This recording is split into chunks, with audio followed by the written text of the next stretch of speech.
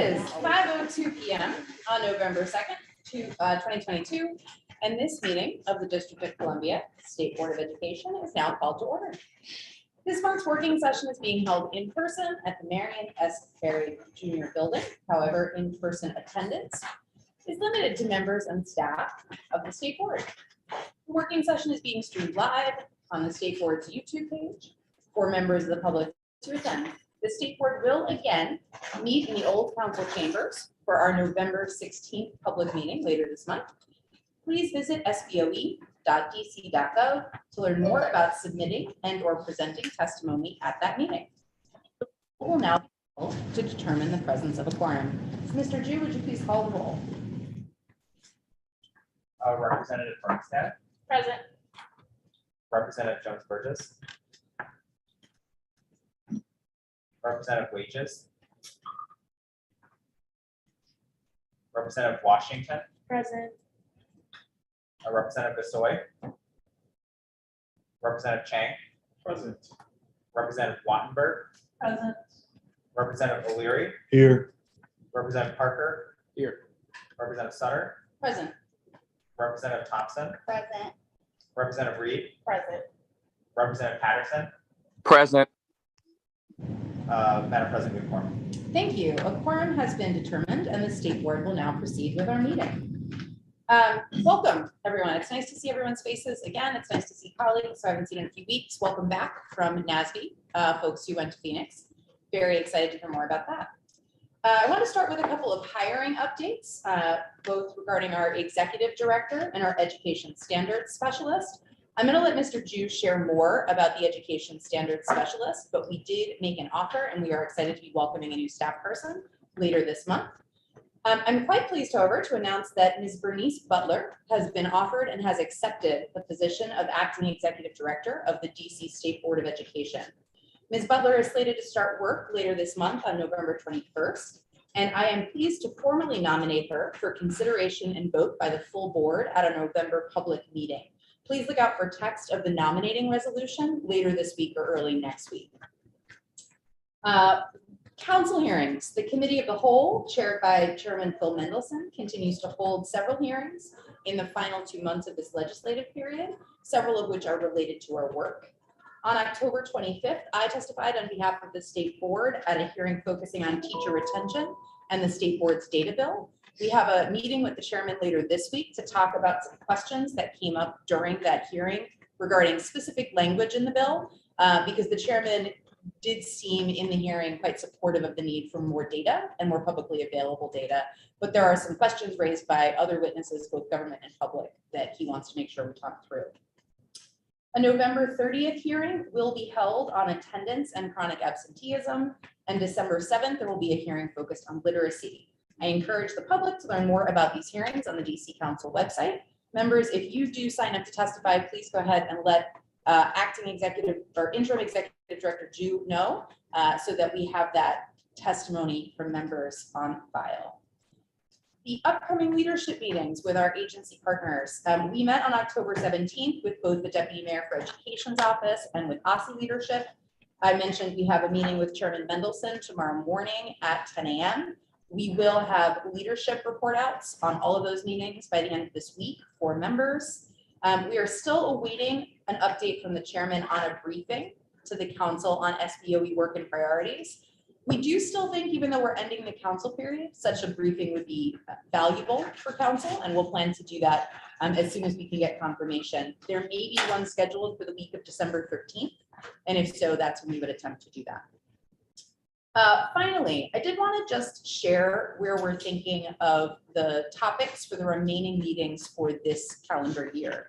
So at our public meeting on November 16th, we are going to have a panel on board governance. We know our governance committee has been working hard on making some recommendations based on takeaways from the data that they received from focus groups and surveys and meetings with various experts.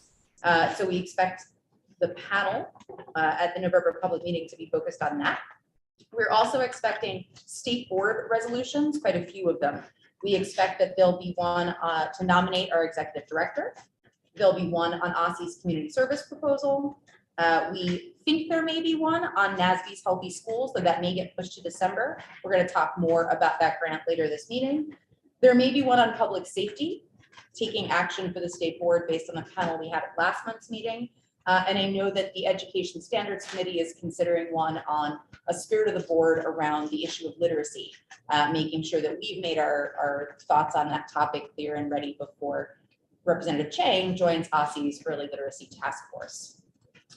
For December, we expect that the working session will discuss the board governance recommendations and the report that they hope to forward to council. We'll have a retreat follow-up focused on the 30, 60, 90-day what staff and board members who are onboarding should know, so that we're ready for the new member elects who we'll know about later this month to take office in January. And then I hope that we'll have a chance to talk about some forthcoming release of social studies standards. I am ever hopeful of that, and we'll see what our folks and fellows at OSSE are able to bring us. The December public meeting would hopefully then have a standards panel to come talk to us about the draft social studies standards. We'll have some ceremonial resolutions honoring exiting members of the board, and we would expect at least one state board resolution on board governance, as well as perhaps one on the NASB Healthy Schools Act if that doesn't happen. The NASB Healthy Schools grant and plan if that doesn't happen in November. It's a lot of work stuck into the next 2 months, so I just wanted to forecast that for folks so that if there are things not mentioned here that you were hoping to hear, that we can discuss that in new business. If there are items that you're particularly excited about that are not on this list, we want to make sure we can air those and find a way to fit them in. All right, that's it for me. I'm going to turn now to our interim executive director, Alexander Jew, for his report. Thank you, President Sutter. I only have a few things. One, following up on your note about our hiring.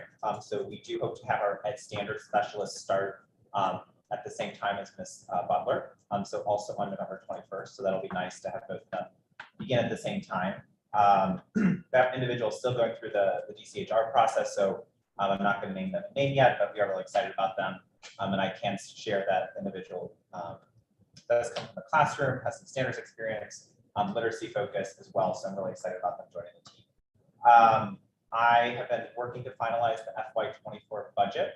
As I had previously noted, the mayor delivered her mark, and so we are working through that process right now to get that information to the mayor's team and her budget office. And then my last thing is I did just want to acknowledge our student representatives, Lee Bernstad, Taya Washington, and China Jones Burgess for their presentations that they recently did.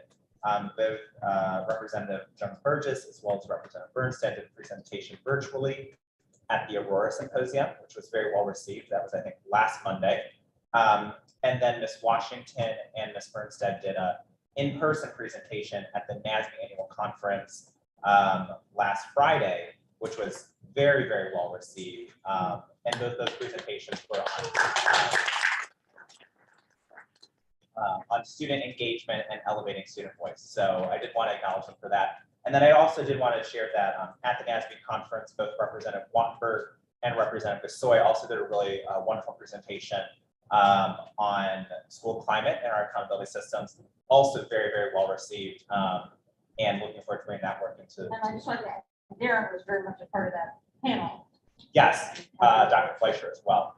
And then lastly on NASB, we did have some awards that were given. And I think it's be good to acknowledge those folks at this time too. Former Executive Director John Paul Hayworth was recognized for his service to the state board of our state board, but also NASB at large, as well as Casey Boyd for her policy work related to literacy and libraries, and then former Representative Alex O'Sullivan as well for policy leadership award. So, good.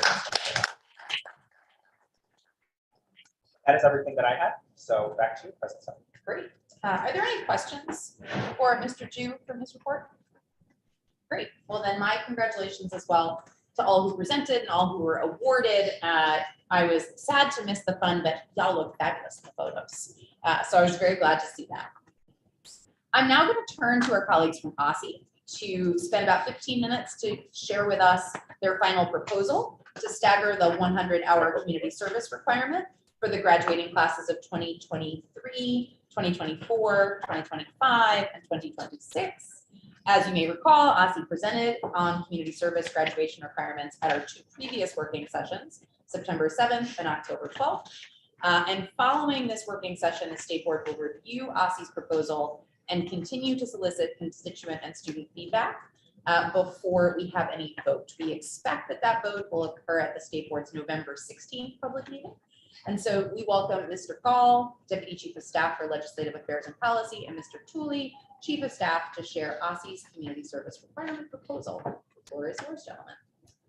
Thank you so much, and glad to see that the clicker is working this time. So I that's great. It's As President Sutter mentioned, this is our 3rd time presenting to you on the community service graduation requirement standards. Initially, we came seeking your input just on how to proceed. Then we came back in October to refine that vision based upon the feedback that you gave us, and we very much appreciate that feedback. And then today, we're seeking to present the resolution and equity statement to actually amend the requirement. And so you'll find in the packet of information I gave you, both the draft resolution, draft equity statement, and the draft regulation itself. And so quickly, I'm just going to go through a little background information and then get to the 3 main points of change in the regulation.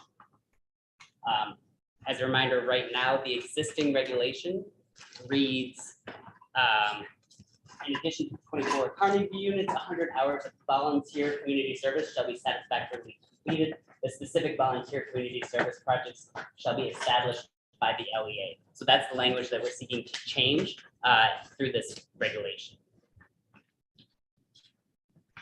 As a reminder, we have addressed a few different challenges and received different feedback that we've incorporated into this regulation. So for challenges, as everyone I think at this point is aware, we've had pandemic, and so that has influenced the ability of current high school students to be able to complete community service. So that's one challenge that is addressed through the staggered hours. Another challenge is transfer students. Right now, there is no accommodation, no flexibility for students who may be coming in their last semester of high school. For example, they would have to currently complete all required hours. And then some stakeholders voiced that LEAs may have overly strenuous requirements for what constitutes acceptable community service. So for example, only allowing hours from 501c3 organizations. So those are some of the challenges generally that we are trying to address through this rulemaking. Feedback that we received from you all, as well as from DCPS and PCSB, includes, there was unanimous positive feedback about this transfer student flexibilities. And there was also unanimous positive feedback to stagger the hours. However, there was some disagreement about the amount to stagger. So we heard some examples of people that wanted to have 0 hours for the current seniors. Others felt like the 25 hours was the appropriate hurdle. And so I'll address that more in a minute, but that is some of the feedback that we heard. Court ordered community service, we heard from our student representative that should count towards the hours requirement, and that is something that we agree with and is taken into, and so we've taken the word voluntary out of the definition, which is currently in the regulation. Community service hours should count regardless of who's organizing it, so it could be a nonprofit, for-profit, it could be school-based school-based activity that is organized by the school or student-led. All of those things are now encompassed in the change in the language.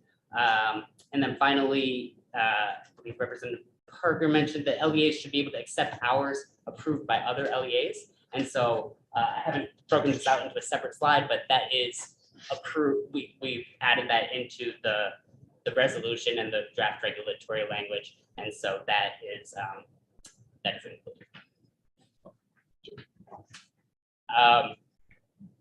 Proposal for the hours requirement.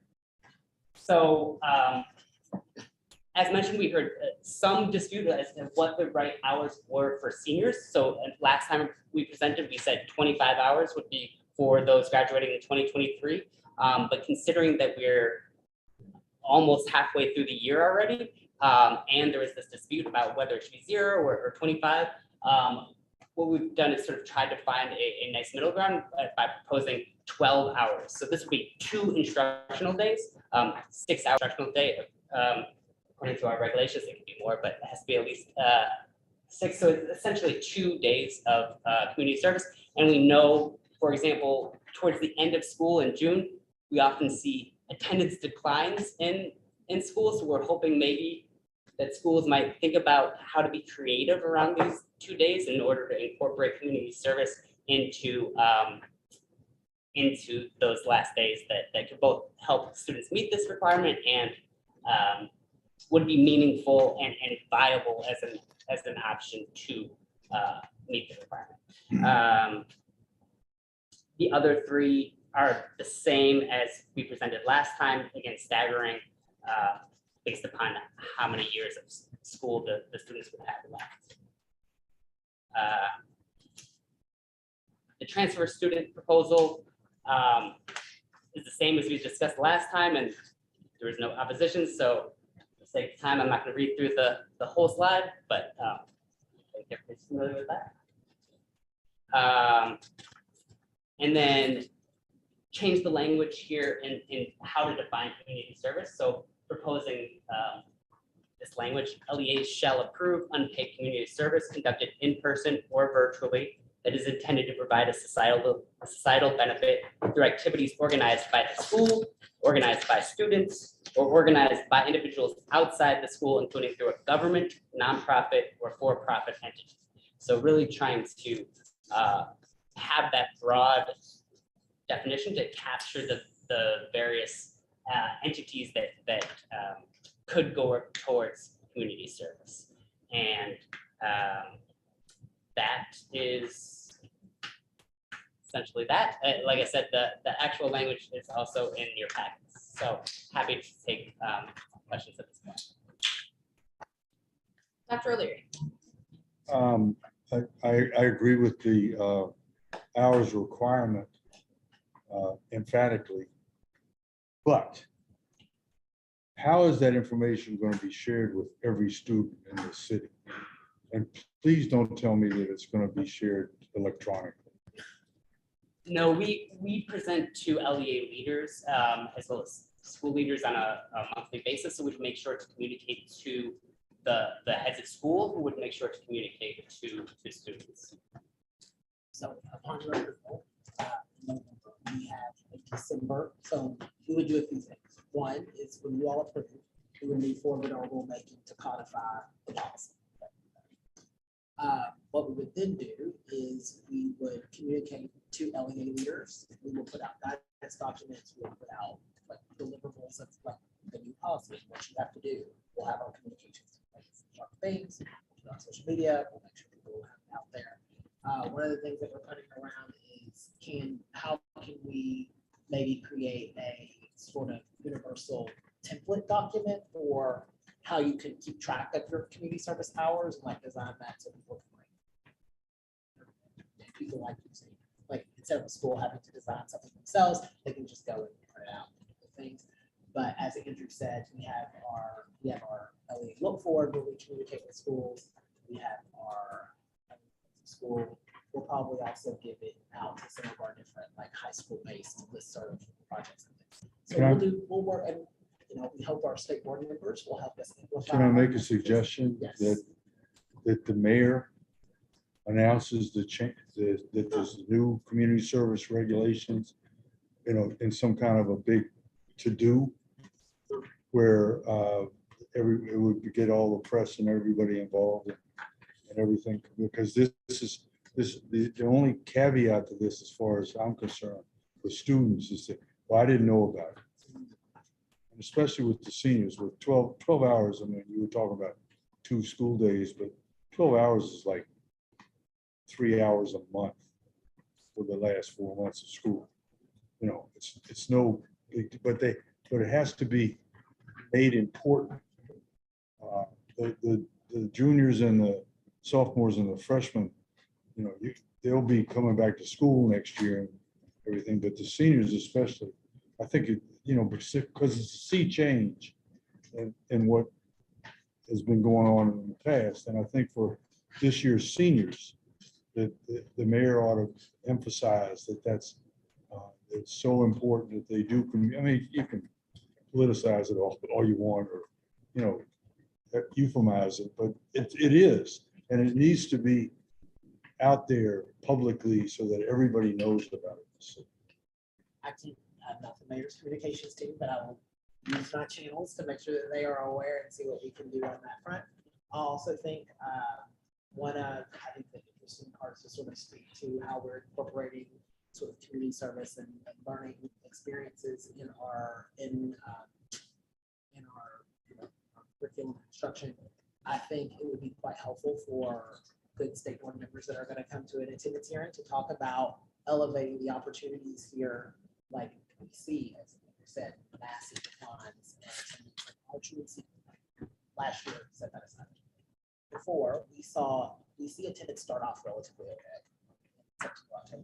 Then we have graphs in our attendance reports that show each month truancy and chronic absenteeism start increasing. It spikes in March and it keeps going up April, May, June, July.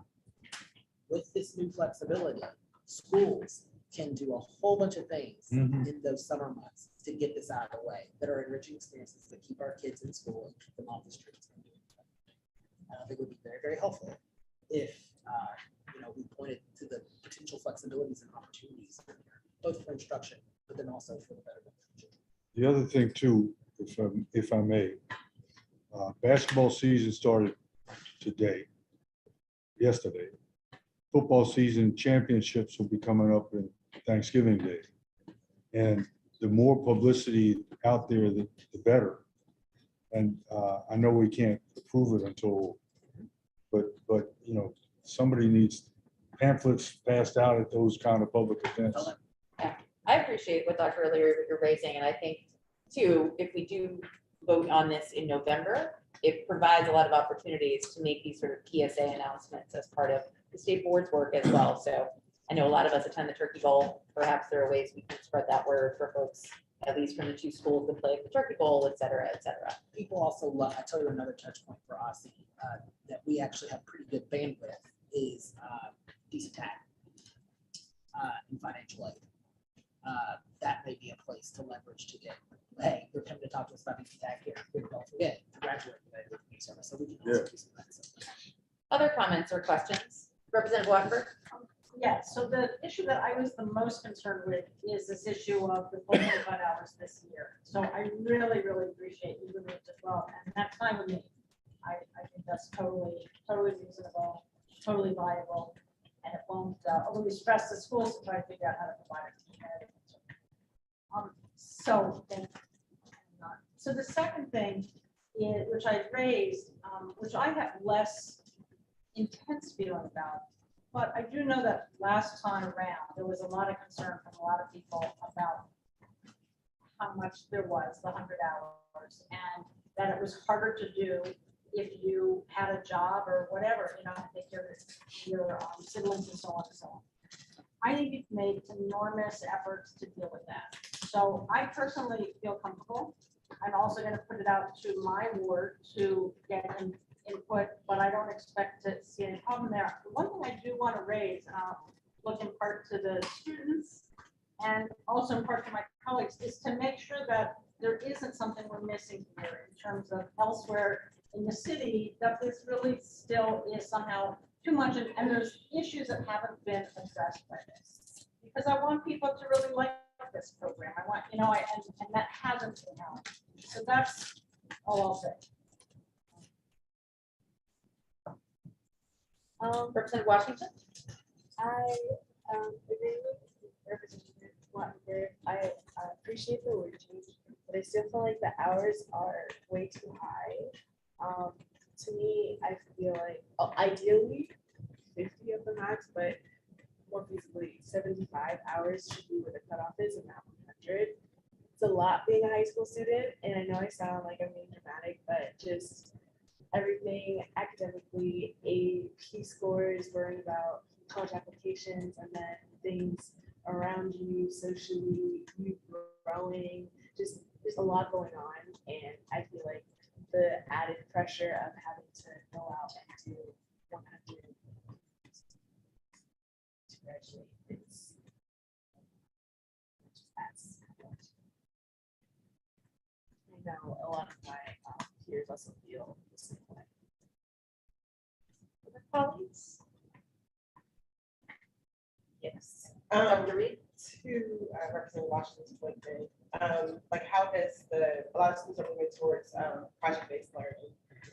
Because I'm thinking the whole goal is to get students civically engaged, what you have listed, civically engaged, full attention to community, et cetera. And I'm wondering how does that project-based learning component, if at all, could fit into this requirement? I think Yeah, that would, so in the change to the language by allowing community service organized by schools, that would be part of that vision. So community-based learning, if community service hours are incorporated into that type of class, that would count towards the requirement. So you can get community service and academic credit. absolutely, as long as you're not getting a paycheck. I'm down. And we'll put out some supporting guidance documents, FAQ documents to make this really clear to help people. I do want to engage this $100 question. I'm not going to. I have found that and it's been since I taught in high school, but a lot of kids start thinking about college, maybe they're junior and senior year. You sort of see your first application where I ask you what you good for the past 4 years to be involved, right? And I think there's an equity component here that we need to be thoughtful about, is especially as the nation can start having a different conversation about admissions processes being more about a student's experience and sort of their background and their profile and what they do. I think this is a real equity opportunity to make sure that kids in all 8 wards are are being required to go out and do something in their community that they can talk about and sell in their applications. I know at some of the best schools in the city, 100 hours for them, not valid part, every single club. But there's a lot of kids that actually have a hard time sort of answering those questions about what are you involved in. And we've talked about this on the board many times about access to opportunities, making sure that our kids are engaged. There's an equity piece that I don't think that we should neglect here, that we are asking our kids to do something in service to their community where they can go out and say, hey, we have to do this community service requirement, and this is what I do. Yeah, I'll join in and then I want to turn to our students again because I know they've got thoughts here. So I want to draw colleagues' attention to, there is public testimony that was submitted on Assembly about this topic, also questioning sort of the 100-hour requirement and wondering about the equity issue from the other side, whether this is fair to ask people to spend 100 hours working without pay. And I want to share my perspective. Some of you know, I just took a full-time job working nationally in civic education and the need to really re-engage young people to be focused on the importance of democracy and our civil life. And for me, this requirement is an important aspect of that. It's how do we remind all of our young people that their responsibility to their communities, whatever their communities are construed as, is a big part of their engagement in civic life. So that whether this happens in a church or it happens through their school or it happens through a neighborhood group, that they are seeing themselves as an integral part of their community and thus a integral member of their own society. So for me, I think it puts an onus on the adults, both those on the board, those at OSSE, those in schools, to make sure that every child has a way to be connected from day one of 9th grade, since this does not yet contemplate our middle school action civics 8th grade course, but I'm not done with that argument yet. But I think it's really important that we do this from day one of 9th grade, because I know for our student representatives who have jobs, who have other things, that does get more complicated as you get towards junior and senior year. So I think there is an onus on the adults to say this has to happen from the beginning of high school, to front load this work before you're old enough to get your working papers, before you're old enough to be focused on the college application. So that's my take on the issue, but our student representatives have things to offer. Representative Bernstadt and then Representative Washington. Well, I was thinking a lot of times the 100-hour cap is there's not that big of a difference between 80 hours and 100 hours. You're still probably working with the same amount of organizations and like doing a lot of similar work, but sometimes just hearing that you have to complete 100 hours in and of itself is a barrier, because 100 just seems like this like largely unreachable number for a lot of people. So I think if there's any way to still ensure that students are doing like 80 hours, with 20 hours a year, just 5 less than we were doing before, it might seem less daunting for students to even begin starting it. If that's possible. So students are still completing almost the same amount of work, but it just feels more achievable for them. Because I know for a lot of students, community service does not feel like something they're doing that's helping them become better students to graduate, but rather feels like a barrier. And I think one of those ways of making it feel like less of a barrier to they're actually doing this work and enjoying it and feeling like their community is just slightly lowering the number of hours so that students feel like there is less of a barrier, if that makes sense. Washington? For me, I would say giving the students something to put on the application like that argument, I feel like that's just stripping the application, stripping the person's identity from the application, because you're just giving them something that's generic, or it's the opposite of finding a college or some kind of program that fits you. Oh, volunteers, so whatever, it's taking away from your actual experiences and the application, if that makes sense. And then I would say instead just encourage it through extracurriculars, so they can encourage them still engaging with their community through extracurriculars and other. Colleagues, we're a few minutes over our time, so I'll do one last call for comments, but I want that to be the last call. So Vice President Thompson. So my guess is I'm the only person at this table who has had to complete this requirement. In DC. Oh, in DC, yes, but. Like this specific one in DC, yeah. I mean, And so I will say that if you would have asked me in high school, I would have said the same thing you said. That 100 hours sounds like way too much. I was stressed about everything else. And it wasn't another thing I wanted to do. I also do feel that some of the things that I'm hearing really have to do with like the quality of opportunities we're connecting our young people to and the flexibility around them. So like, I know I've heard from families, like students and families in my board who've asked me questions around like, I do this and it is awesome and it's in service to my community and I enjoy it so much and it doesn't count toward this requirement. And it's not that they want to stop doing those things. It's just that like, it's like, why do I have to do an extra thing on top of that? And so I do think like these changes substantively address those kind of questions that I regularly get as a representative, which make it not just another, boring requirement we're fulfilling. I also think it's actually more than, it doesn't matter if you're going to college or anything else. I would say for me at least, like to your point, Representative Washington, around like you don't want to boil it down to like just something to put on the application. Like community service is an opportunity both to explore your interests and to gain some meaningful skills. I'm excited that some of this can be done in school. I think that's a good thing. I'm excited that we're expanding like what counts. I think that's a good thing. I do think that if we want to longer term have a conversation around why this requirement is valuable in the first place and therefore what the burden should be, we should do that. And I recognize that this is emergency legislation and I'm really excited, maybe not excited, it's too strong of a word, but I think it's positive that we are getting this decided for this year, because I can imagine that if I was a senior this year, I would want to know how many hours, and I don't want to hear 100. I would be happy to hear 12.5. Okay, or 12. There we go. I want to hear 12, and I want to hear 12 sooner rather than later. And I know that in the last 2 previous years, we didn't get that done in a timely fashion, so the council did it for us. So I think that's particularly important. So I think there are some substantive changes in here that are good. I'm reminded, because I asked like at the last 3 times you can present emergency legislation. What does that mean? Like all the things.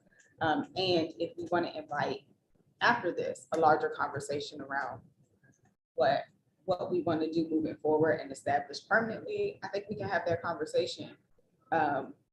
Yeah, and I think given some of these flexibilities have been in place, we would learn so much if there's anything we want to start, stop, or continue. So I think it's good overall.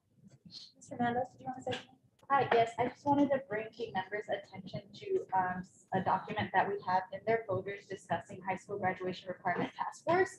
They were state board recommendations adopted in 2017 that discusses kind of changes that they proposed to OSSI back then before the pandemic. So if you wanted to just direct your attention, and their full adoption just states that they propose lowering the community service hours from 100 to 50 because it increases flexibility, allows for meaningful community service experiences. And another part of the rationale was reducing the hours allows for students to spend time doing paperwork, internships, and increase participation in extracurricular activities. So I did want to bring your attention to that portion as well as you all continue discussing and as you guide your thoughts. Thank you, Mr. Hernandez. Last thoughts, Representative Bernstein? Yeah, I was just gonna say 2 things. I agree with Vice President Thompson that I don't think it should be something that's solved. Like, to be honest, I could care less if the next 3 years anything happens. Like about this in the next 3 years, it doesn't matter. We're not doing 100 hours. We just brought that up because it's something that we think is important to keep on the mind of the board as we finish this work. But I agree, it's like whatever we need to do to get this to a vote in November, basically is what we should be doing right now because it's going to be too late. No longer we wait. And then I actually do think that there's a merit to having community service because like sometimes you just don't know what's going to college. That's like for a lot of students, and some of the things that a lot of students do all the time that we would consider community service in the moral sense are not community service in this sense. So having community service hours is good. Like you can't really put that you watched over your siblings in most of your college applications, but you know I can put that I volunteered with my temple or whatever it is, right? So I think that there is merit to it. The point that I was trying to make earlier was more just about like what can we do to just lessen the mental barrier because I have talked to a lot of my peers. And this was before like the discussion on the board. Now they keep asking me what's happening with service hours, which they did last year too. But before anything was happening with service hours, a lot of the conversations were just like, "Leave, I don't know what I'm going to do. Like I can't get 100 hours done."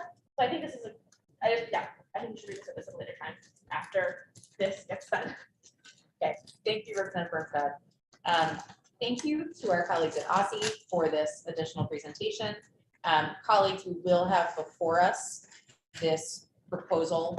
The language of the resolution is in your folder at the November public meeting. So if there are further comments or questions, let's go ahead and engage on those over the next week so that we are ready to put this proposal for the state resolution up on Assembly and for the public next Friday.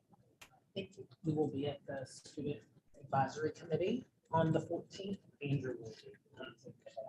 Come in your best attire. Excellent. Thank you for doing that. I know our students will look forward to seeing you. Thanks. Colleagues, we're going to move on now to the Office of our Ombudsman's Public Education Annual Report. Sorry about that mouthful there. I'm pleased to turn over the next 30 minutes of our meeting to the Office of the Ombudsman for Public Education and Ms. Serena Hayes, Ombudsman for Public Education, who will present the 2022 annual report. The Ombudsman's Office serves as an external impartial resource for current and prospective public school students and their parents or guardians in the resolution of complaints and concerns regarding public education in a way that furthers the student's best interest. The Ombudsman's Office uses conflict resolution strategies, including coaching, facilitation, and mediation to assist families and schools experiencing disagreement or conflict. We're grateful for your work, and Ms. Hayes, the floor is yours. Yeah. It's been such a long time since We would like to have you close I've. and close to the screen and the kicker. I can help you. Thank you.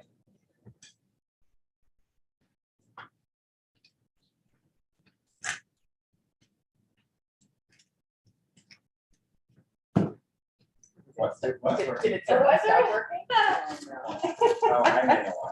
It's not.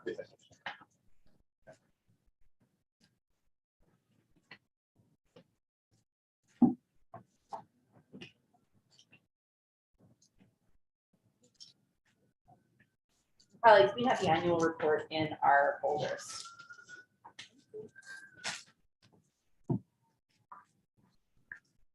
So should I start? I don't wanna, okay. Yeah, try to click her now, actually. Oh, Let's see if it works. thank you.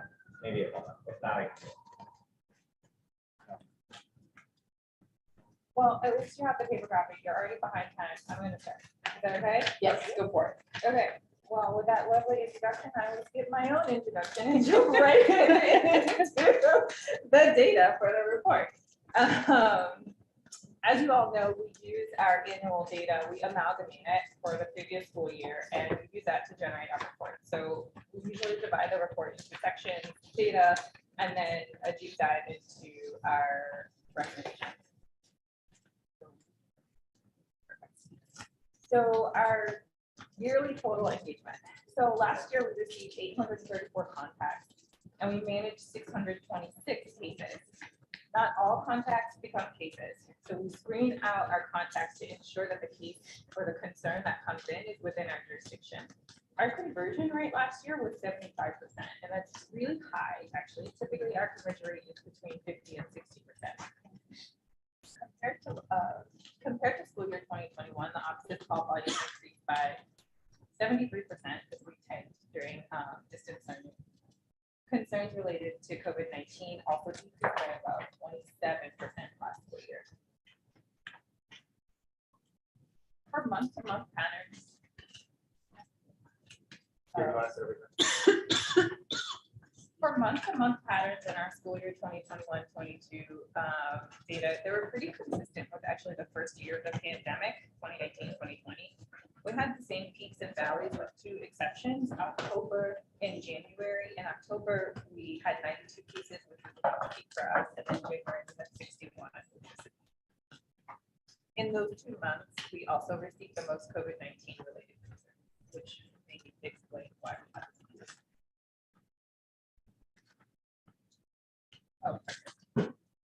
Case topic overview. So our case topics return to pre-pandemic numbers. Communication, safety, and special ed concerns were the most common topics that families contacted our office about.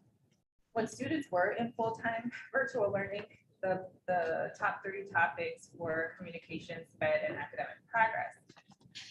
Well, and then safety and discipline cases plummeted because still students were not in person. However, last year, discipline and safety returned to our pre-pandemic rates, and we also saw a surge in attendance cases last year. I'll discuss some of the observations around safety, discipline, and special ed in the next few slides. For safety is a common concern, and we all just had a panel about school safety. So it was certainly a huge concern last year, and I imagine will continue to be this year. But nearly 50% of our cases involve some type of safety concern, so not necessarily violent, and we cannot see it very well at all from that screen. But one of the things that we did with our data last year is we created subcategories for safety. Some of those subcategories included medical health and safety, or medical health and wellness. We included sexual harassment, we included safe passage, because we really wanted to better understand some of the safety cases that were coming in. And this allowed us to do a better analysis of those cases. Also, so last year, the two most common subcategories within safety were bullying and medical health and wellness cases. Part of the reason for the medical health and wellness is because we looped in the COVID-19 concerns with medical health and wellness.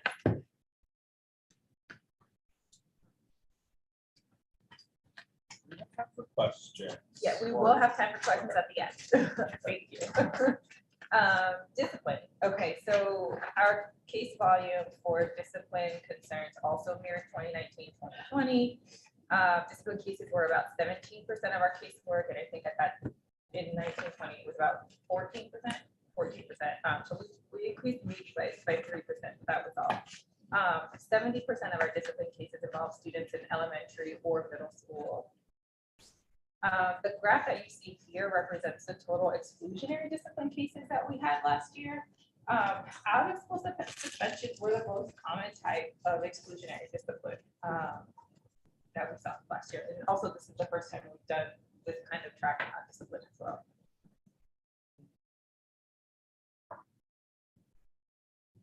When families contacted our office around discipline concerns and specifically exclusionary discipline practices, we also captured violations of school policies. Some of the common violations that we saw were failing to provide written notice of the suspension, failing to provide access to schoolwork during suspension, as well as schools informing parents that they were required to come back or required to attend a meeting at the school before the student was allowed to return. All of those things are policy violations.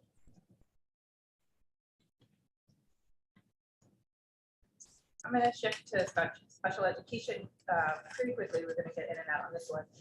For special ed, a lot of, again, same patterns that we saw. I feel like for the opposite of the abundant, we're back to normal. 76% of the families who contacted our office about special ed concerns had students who already had an ID. This is totally normal. I mean, it's been consistent for the last 3 years for the office.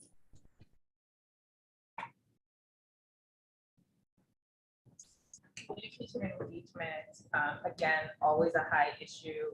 In 50% of our cases, there were some communication concerns. Only 35 of our cases actually noted communication and engagement as a single issue. So this typically always appears with something else.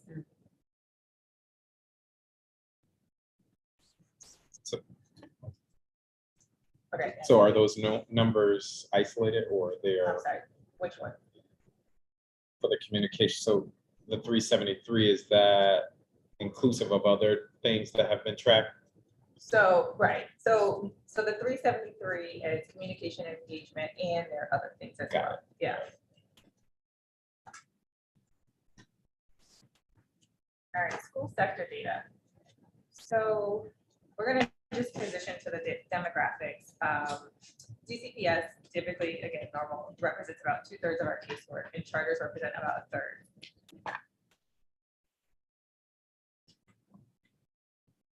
For grade band data, the grade band representation is also normal, with roughly half of our cases from elementary schools and the other half represented from middle and high school students. We did notice a slight decrease in concerns about pre-K students.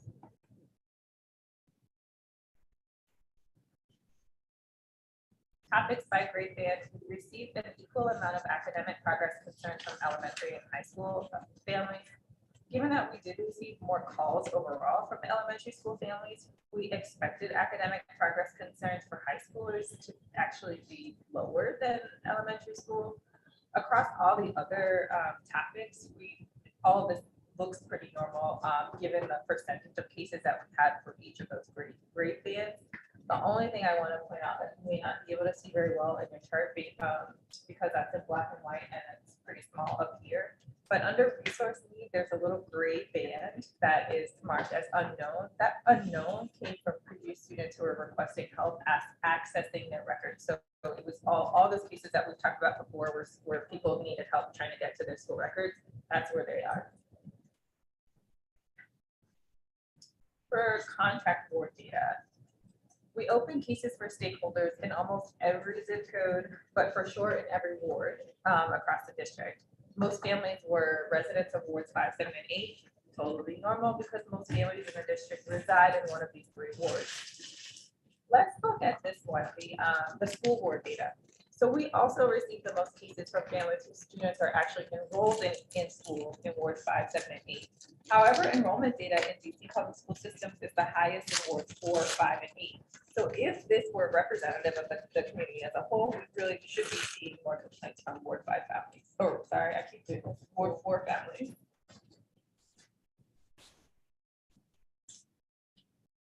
Topics by school wards. Oh, there's one other note that I think. Okay, topics by school board. So in looking at the topics by school board, ward 5 schools had the most safety concerns. Ward 8 had the most across all other topics. Interestingly, ward 4 and ward 1 had the least amount of academic progress concerns.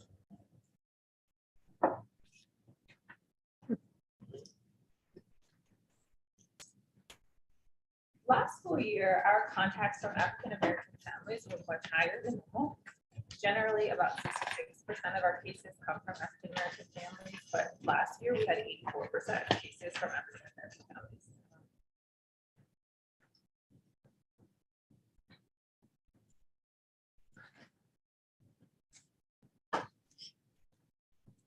So now I'm gonna transition to our policy recommendations. Section 3.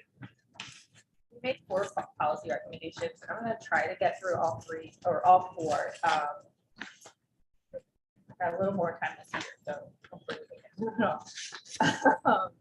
So the first policy recommendation is really focusing on school discipline. There are 2 primary laws that govern discipline in DC school systems. Chapter 25, which only applies to DCPS, and then the second is the Student Fair Access to School Amendment Act of 2018, which applies to both DCPS and public charter schools. For anyone who's unfamiliar, some of the goals of the act are really to limit exclusionary discipline practices, especially for age-appropriate behavior, and to ensure that students were not falling behind academically as a result of a suspension or any other out-of-school time. The act is designed to promote the use of restorative justice practices and to develop interventions or use or apply interventions to support or improve student behavior.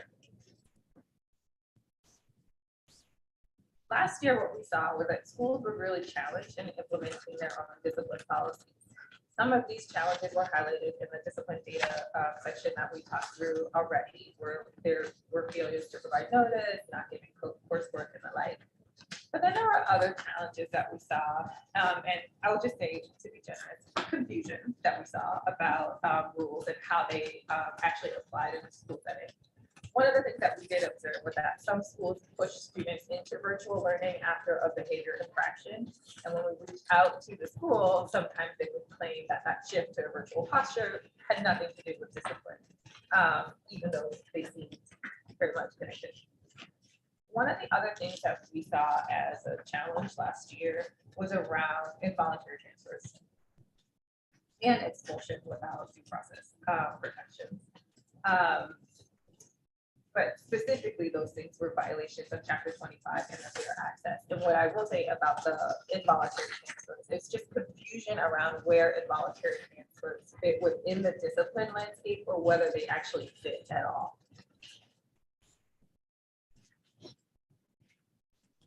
To address some of the challenges we saw around discipline last school year, we really want schools to improve the discipline policies that they have.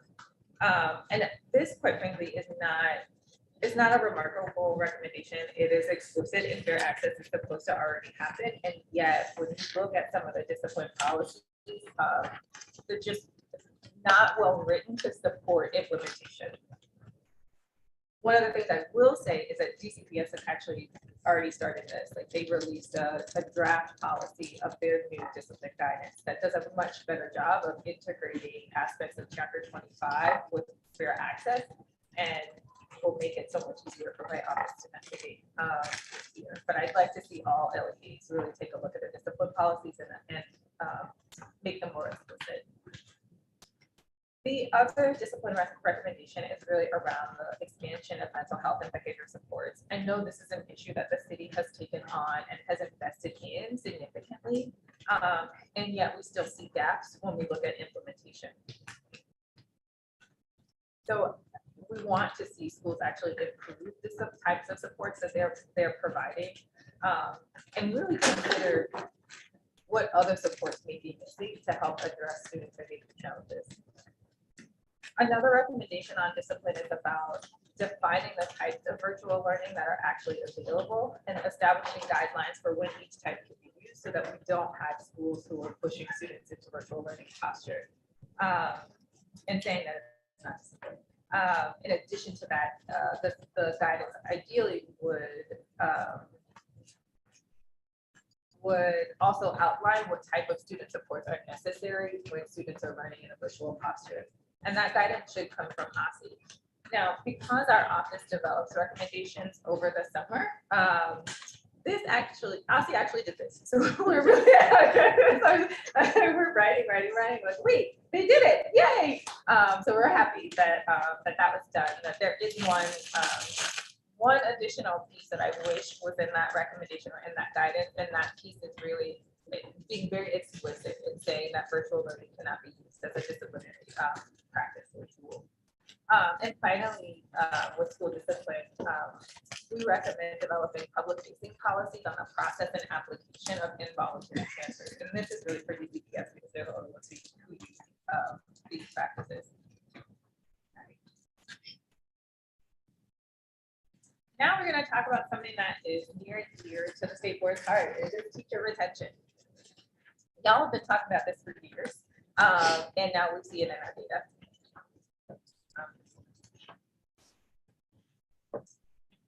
For us, where we see the biggest problems on teacher retention have really been in the special education sphere. We've seen not enough special ed teachers, and we've seen a lot of related service provider shortages. All of that results in students' IEPs not being implemented. The sort of worst sort of subcategory that we saw last year was specifically around speech and language therapists. There were just not enough of them to go around.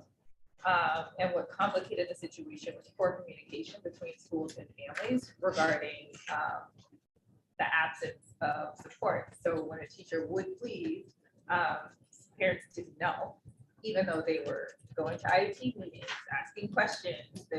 Schools were not forthcoming with the information. And the other piece that I want to flag here, because it is important to the recommendation that we make, is that combat services or like makeup hours, they don't necessarily make students whole, even though that's what they're designed to do. Sometimes what we see are that there's so many hours that are owed that it becomes impractical or impossible for you ever to make that up.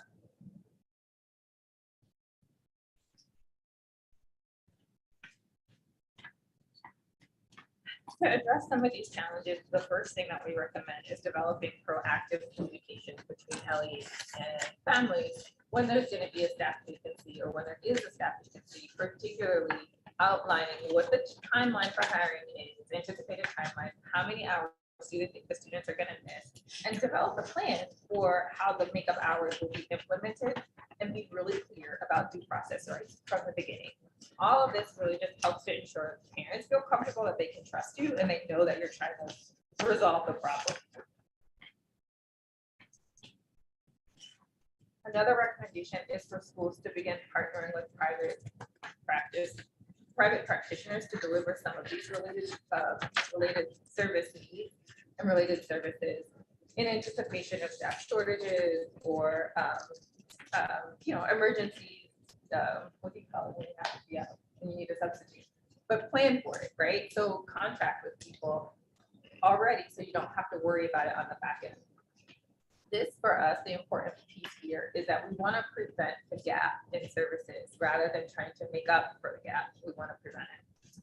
Now, I understand that even with these recommendations, they're more short-sighted. It doesn't have a full plan for how are we going to stop turnover? How are we going to ensure that we actually have sufficient staff for special education and for all students? This is why we are also advocating for a plan for recruitment, training, and retention for all staff, including SPED teachers and related service providers. Now I'm going to talk a little bit about aftercare programming for students with disabilities. So there's two primary laws that govern accommodations for students with disabilities in the aftercare or out of school type setting. The first is Section 504 of the Rehabilitation Act, which says programs receiving federal funds can't discriminate based on disability status. The next is the Americans with Disabilities Act, which says there prevents public entities from discriminating from discrimination, as well as private entities that are providing a public accommodation. And a public accommodation is something like daycare or aftercare, for example. What we are not talking about is IDEA. We are not talking about student has an IEP and we're bringing that IEP to aftercare setting and we're saying implement. That's not what we're talking about. What we're talking about are getting really clear about what is a reasonable accommodation in an aftercare setting. Some of what we saw last year were students with disabilities not being accommodated, and quite frankly, it didn't even seem like there was a conversation around how to accommodate or if there were accommodations that would be reasonable in an aftercare setting, and students who were removed from aftercare as a direct result of their disability. For the families, what happens what happens is because their students are not accommodated, they struggle to find suitable and affordable childcare.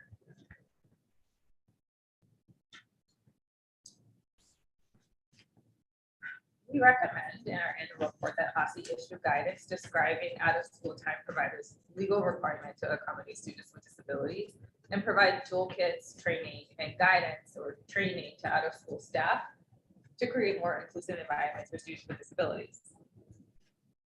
We also believe that it's needed to develop some type of caregiver needs assessment so that we can apply our approach or develop an approach for out-of-school time that's much more comprehensive for what families actually need. And I think that this could be done better.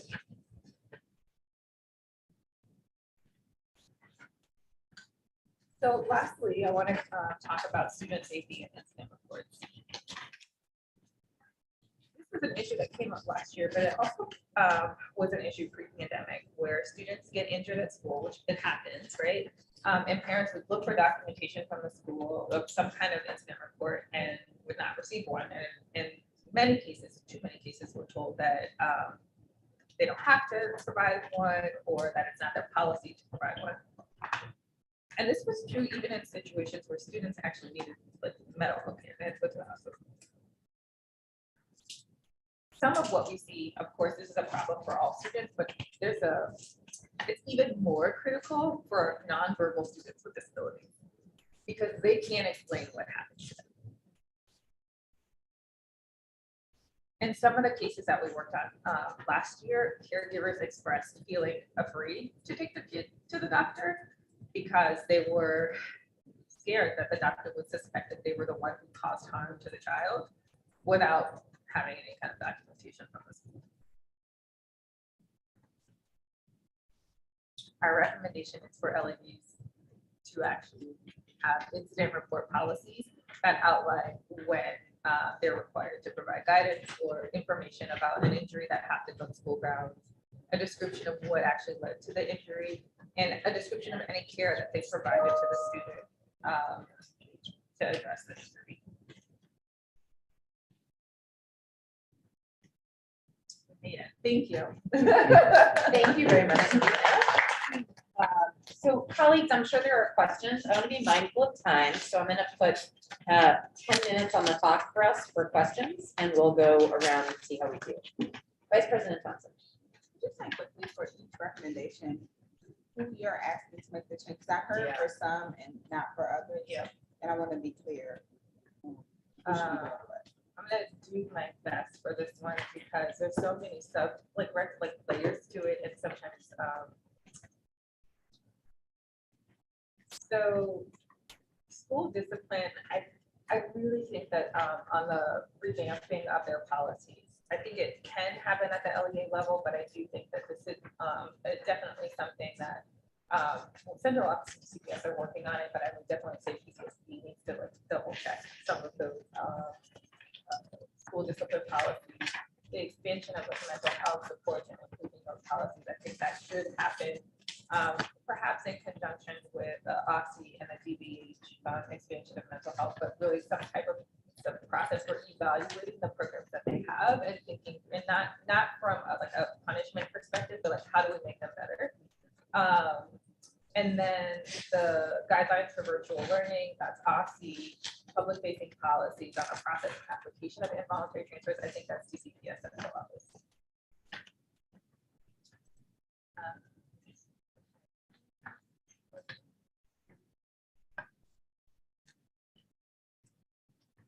For teacher retention, the proactive communication, I think it does need to have, it needs to happen at the implementation needs to happen at the LEA level. I do think that it could be guidance that comes from OSSI to recommend that schools do it or LEAs do it, but I don't know if they would enforce it. And then partnering with private related service providers. I think I think that this should be OSSI guidance, and it could be guidance that's developed in conjunction with the recommendation on the communication, proactive communication, and the plan for recruitment, training, retention.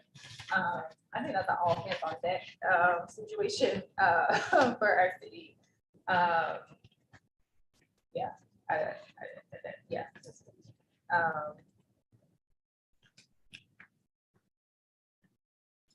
For aftercare programming, definitely OSCE guidance. For the caregiver needs assessment, I think that can be done by the DP and maybe in partnership with OSCE. But I think it's and then incident reports. Whoever will make it happen, I would say, even if it was DC Council, yeah, possibly DC Council on that one. Other questions for the Ombudsman's office? Dr. O'Leary, let's go around the horn, then Dr. Reed and Representative Chang. This is a horribly depressing report to me. And it's not because of anything you do, but it sounds to me like nobody's in charge of, besides what you, I mean, you do what you do, but then from getting stuff implemented that nobody's running. I mean, You what don't I'll have to say- answer that. What I will say is that DC is very progressive in our policies. I think we all know that. We're very progressive in our policies, and we have implementation challenges. I mean, that part is not, it's not new. And keep it in mind, like my whole office is designed to hear grievances and complaints. Like that's what I am doing. No, I know, You I know. so it's not gonna be, you know, like coffee door. That's not, you know. So this is what we have. No, I mean, because, I mean, y'all do a fabulous job. I mean, that, you know, that you're my go-to people to go to, you and Dan. Yeah. And, but it sounds to me like the LEAs aren't, there's somebody in charge of the LEAs. There should be a guideline, a specific guideline for every student in the city, right? I will say that I do think that in some levels, like we're missing systems. I do think that, you know, especially our single student charters, they need a lot more support than what they have. And I've said that for years, like we need that. Teachers are stretched, schools are stretched, and I think that we see that in our data. Thank you. Dr. Reed, then Representative Wattenberg, then Representative Chang. Thank you. Thank you. Not sure who you're saying. Oh, thank you. For always just timely responses to families who are just really a lot of times at their wits' end and just happy to have a conversation with somebody. So I want to say thank you. Every time I get to talk to you, I say thank you. It really helps. I have 3 quick questions. Any conversation about before care, because that comes up in sometimes that aftercare conversation, but a lot of parents also mention before care is a need. The speech therapy thing, I am a licensed speech pathologist, and I also see it at the national level. It's a lot of overprescription of speech therapy. Even some of the literacy components, they're trying to get speech therapists to address. So I'm just kind of curious about, like, when you present this information, is there any like trainings, work with LEAs to really identify, like, is this a true speech therapy need, or like somebody trying to assign me a vocabulary goal? I'm like, oh, teacher can do that, you know, in the classroom. So that's just something I want to highlight. Lastly, the makeup hours for comp ed. I was curious to anyone, I saw you had the hours. I was curious to anyone mention like they're just compensating, doing the money piece. And what are your thoughts, how'd that go? Yeah. Just comments on that. Okay. I'm trying to remember all the questions. I think I'll start in the middle just to say that like we don't offer training on when something is actually like a speech issue or should be something else. I will say that when we talk to schools, if they say it's not a speech issue and they explain it, like we explain it to the parents, right? Like so, and that happens. I guess like work with like when you're presenting this information, working with your colleagues at OSCE, ECPS of like, hey, it might not be every student's speech therapy, but really about how we're implementing intervention. I'm curious. More of that perspective than like with the family. Yeah, I mean, I hear that, and for me, like that's not what I see here. Like for the cases where the kids need the speech therapy, they need the speech therapy. Yeah. And so So I will say no, and I will for sure keep that in mind. I think the second question was about comp ed versus the payout, right? That's real. I mean, like honestly, a lot of families would prefer to have the payout so that they can go to the provider to get the support that their student actually needs. And I am not opposed to that by any stretch of the imagination, which is why one of the recommendations was also like, if schools don't want to do the payout, then make sure that you're giving a backup plan. Make sure you have a backup plan so that you're not allowing this gap in services. So I'm not opposed to it. I was just wondering, like, during the pandemic, a lot of folks in the community were like, oh, EC's about to be paying a lot of folks, which is fine. But Yeah. I'm just kind of curious of like, have you noticed in terms of like, there's a big compensation wave because of No. this? Absolutely not. Thank you. Absolutely not. And I forgot, what was your first? The one, before care. Oh, so in the data, not as many families explicitly asking for, I would say not as many families of students with disabilities explicitly asking for before care. And in my annual report last year, I talked about the shortages in before and after care and how that impacts attendance. So yes, it is an issue, less so with the cases that we had coming this year for this specific issue. Representative Watford. So this is really, you may have already said this, I didn't understand it. So do students in aftercare have rights to the same things that they do under IDEA? So it's not IDEA. I just want to stress it is Oh, not okay, and IDEA. that's part of what Yeah, you're talking about. yeah. I wanted. This is not the same thing. What we're talking about is reasonable accommodations, and the question is, what makes something a reasonable accommodation? And that is what. But that's why we need OSCE to write that guidance. Okay, all right. And then is that reasonable accommodation required legally in any aftercare setting, whether it's private or public, or is that a? So under ADA, there is a sort of a linchpin language that will requires accommodating. I mean, an ADA is not just for students with disabilities, it's for individuals with disabilities, right? So, but it requires an accommodation for a private provider if they're providing a public public accommodation is what the language is. So if it's so the example that I gave was around daycare centers. That's a public accommodation. You're serving the public in your daycare center, even though it's privately held. And even if it's not in a public place, it's not after school. Yeah.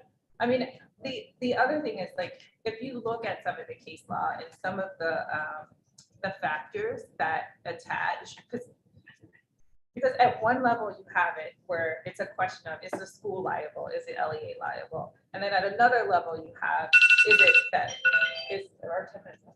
Sorry. At another level you have it where it's a question of whether that entity, that privately held entity, is liable. And we need analysis for both, right? So because there are some situations where schools are, for example, like putting an aftercare on their website and like pushing families to that aftercare. And that in some instances, some of those factors, the school districts or the courts have held those schools liable for. So it's not black and white. And I think that the way that some schools have approached it has been black and white, and that should not be the case. I'm going to give Representative Chang his question, and then we'll wrap up. Great, thanks. Mine is more abstract, Okay.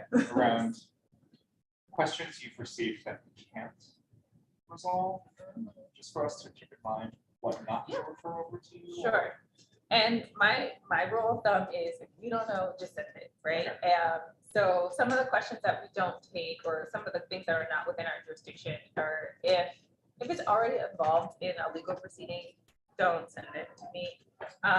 If the parent is saying that they want to have, they want personnel terminated, like we can't intervene in the personnel issues. However, if they do call us, we often will process, well, what are you looking for at a termination? What are you hoping to get? What are you hoping that the termination will result in, right? And then like if we can pull out those values, and a lot of times we can still work with the family to get their values met, even if it doesn't look the same way they envisioned when they first came to us.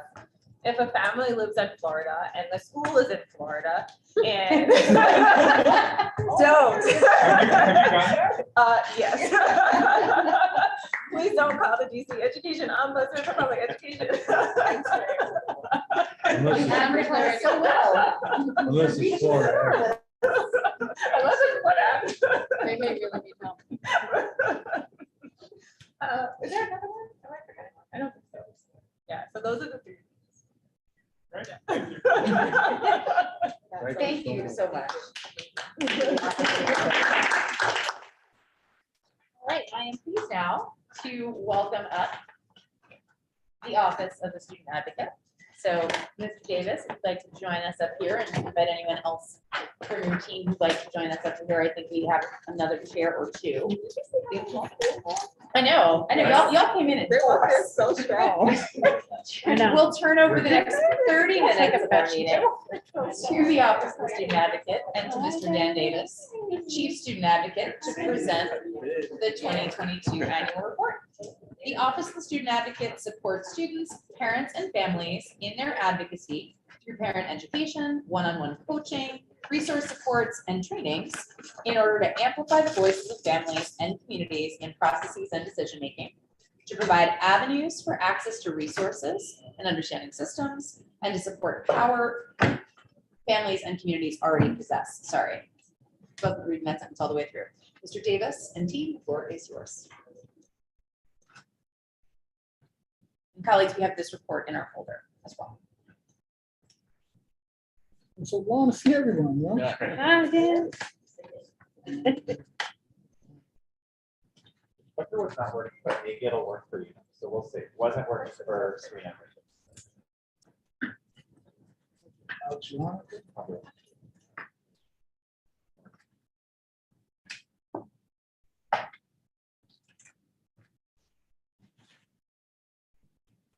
All right, we've got 30 minutes. Good evening, everyone. My name is Dan Davis. Joined with my team here, Renata Landro, Rick Copeland, Larry Capalizzo, and newest team member, Natalie Powell at the other. Our office, we are here to support families, like Dr. Senator was saying, and we support families in myriad of different ways, from creating resource supports, to creating navigational tools, to making sure that our information about our school system is accessible for them and digestible.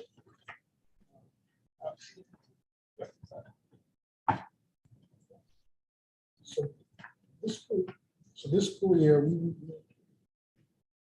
coming out of the pandemic, we picked up some pretty good practices on connecting with students and families, and specifically connecting students and families in their spaces.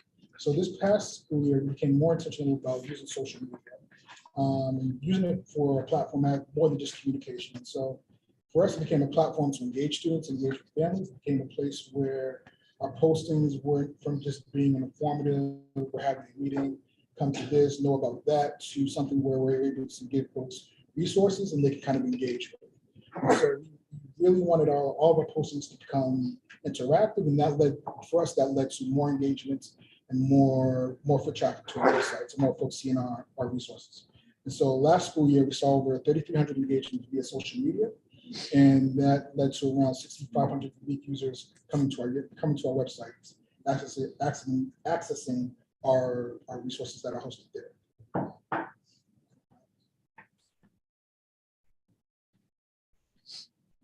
So we know that every family wants to ensure that their students getting the most out of their education. But we also know that every family may not have the bandwidth to show up to every meeting or to every session or to learn how to navigate every system. One of the things that we want to make sure was that every family, we want to make sure that we put out our information for our educational landscape, services for students with disabilities, bullying, student safety, enrollment, and attendance can be accessed anytime and kind of when needed for families. So we created these 15 with the team,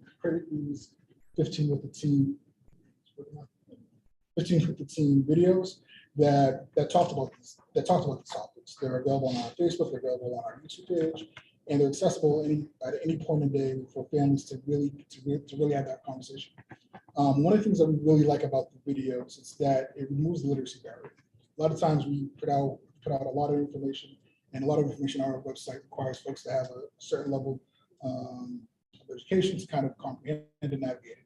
So by having these conversations online for our 15 with the team, we're removing that barrier and making it a lot more easier for parents to access.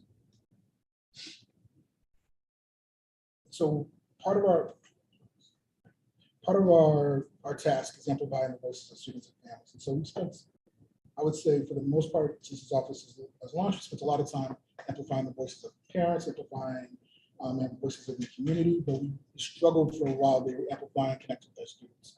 And so we really wanted, we spent this past years coming back from the pandemic, thinking about how we can amplify the voices of students. So we hosted a student leader summit. And we really want to show that we really want to ensure that student voice was more than just having a seat at the table, that it was becoming true partners and be part of that decision-making process. So we had this conference where we wanted to make sure students weren't being left out and that they weren't in roles that were just performative. So we hosted this conference. We engaged actually the state board student members as co-facilitators for our breakout sessions. And we had these conversations around improving student leadership, around the ability to have the agency to say no to adults, preventing burnout, bringing their authentic voice to the table, as well as having conversations with former DC student leaders on their experiences and kind of lessons learned. We engaged around 30 students on a Thursday during spring break, which was probably one of the most beautiful days to have a video Zoom summit with students. But no, we had a really great conversation. We had a really great engagement with those students. As you know, state passage is something that we talked a lot about. And so as we were getting prepared to come back to school this past school year, we thought it was very important to engage students around their safety and their experiences, kind of their concerns returning to school buildings. So we worked with Urban Institute to do our survey again that we did a few years ago, pre-pandemic, to engage, to learn more about their experiences and what their concerns were. So one of the things that we noticed, and as we asked about how they got to and from schools, mode of transportation, when or where they felt safe or unsafe, questions about how or if any COVID-related changes were going to be made to the travel. Most students reported using public transportation almost 52% of the time, with the largest share reporting using Metro bus at 30%. When we asked about the level of safety, students who rode public transportation, in particular Metro bus as their primary mode of transportation, had the highest share, at slightly over 17% reporting feeling unsafe, and that's about a 5% gap from any other mode of transportation. We dug a little bit deeper in this conversation with students, and so we also asked about students kind of like the barriers that they experience in between from schools, and students identifying as females reported more barriers than their male counterparts. In fact, students who identified as females reported unwanted attention. They are twice as likely as students who identified as male. So we closed out, as we engaged with students throughout the school year, but we wanted to do the survey again, and we closed out the school year with another survey. And again, doing a survey during the summertime at the end of the school year, not the greatest, but we did have substantial participation. And we closed out school year, and we had conversations with students and parents about their experiences this past school year and kind of what things can improve their child to and from school. We plan to release a full report in mid-December or mid-winter. But one of the things that we wanted to elevate in this conversation was a finding that we kind of saw that was troubling, and that kind of showed us trending in the wrong way. At the beginning of the school year, remember we saw around 50% of our students riding on public transportation, with most using Metro bus. When we spoke with students again at the end of the school year, that number dipped to 43%, and car usage grew to 32%. As a city, as we made a lot of commitments to reduce traffic violence and reducing kind of the pick up drop off kind of mess that some schools experience, congestion. Seeing parents make that decision around safety to drive their students to school is something for us to create pause and for us to really think about how can we improve our students' experiences and how can we restore confidence on parents in our public transportation.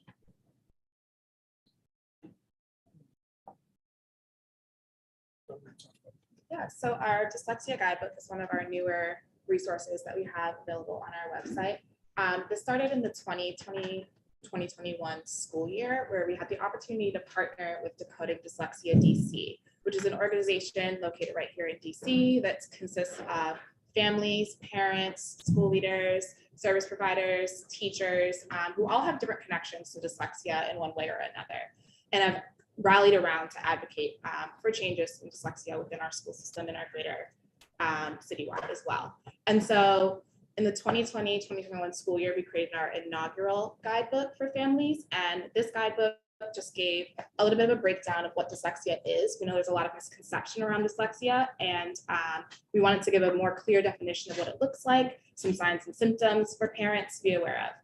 As we moved forward into the coming school year and the Addressing Dyslexia and Other Difficulties Act was passed this past year, we knew that we had to update this to not only give families a better breakdown of what that law is going to do over the next couple of school years as it's phased out, but also just give families a deeper understanding of reading difficulties and what they should be looking for in their schools, how they can have conversations with parents, more about the science of reading and curriculums that are happening in their schools, so they can have the tools to be the best advocates for their families or for their students who may be struggling with reading, whether it be with dyslexia or any other type of disability that they have. And so we're hopeful that this new guide that we have out and available will be a great resources for families, whether they're struggling with spelling or reading or not, or they just want more information. One of the other efforts that we did this school year is something that's been challenging for our office for a while. We really needed to improve how our efforts were connected to English language learning students and families. So this past year, we became very intentional about how we connected and really about listening and understanding kind of from those communities, those stakeholders. Specifically, we want to learn how we can improve access to our information and resources for English language learners, multi-language students and families. And so we did this by having multiple meetings year long, sitting down with school leaders, sitting down with parents from the Mary Center, sitting down with parents from El Comité, from DCPS's group, meeting with MOLA, meeting with their community, meeting in their community spaces, and just being intentional about being present in their community and being intentional about listening and being productive. With that, we came out of those conversations, we built out a couple of things. On Navigator, which we'll talk about in a second, our EL service inventory, as well as some bullying and culturally specific bullying resources. Larry, just want to talk a little bit about Navigator. So as Dan had mentioned, we built out a section on our site called El Navegador. The title honors the fact that Spanish speaking is the largest community in the English language population currently in DC. And so we created this site just because of the conversations that we had with the community organizations, with school leaders, and really understanding that right now there wasn't a central hub for information for families. So though we understand that English language learners, some come from here in DC and they're not newcomer students, we do understand that there is an influx of newcomer students coming in. So you don't only have the barrier of trying to understand a system that can sometimes be complex, but then you have barriers like documentation status, you have barriers such as your immigration status, a lot of unaccompanied minors. And so we wanted to create a section on our website that has access to all of these resources. One being how to navigate the school system, having local resources, what does the enrollment process look like, and what are the policies for English learner students, not only within DCPS, but also with public charter schools, since there hasn't been a system that merges the two for English language students specifically. So this is a continuously developing site.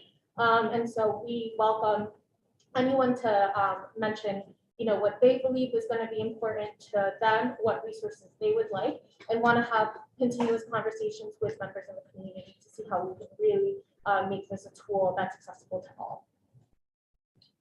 The site is live on our website, so if you go to studentadvocate.dc.gov, you'll see El Navigator as one of the top navigational bars.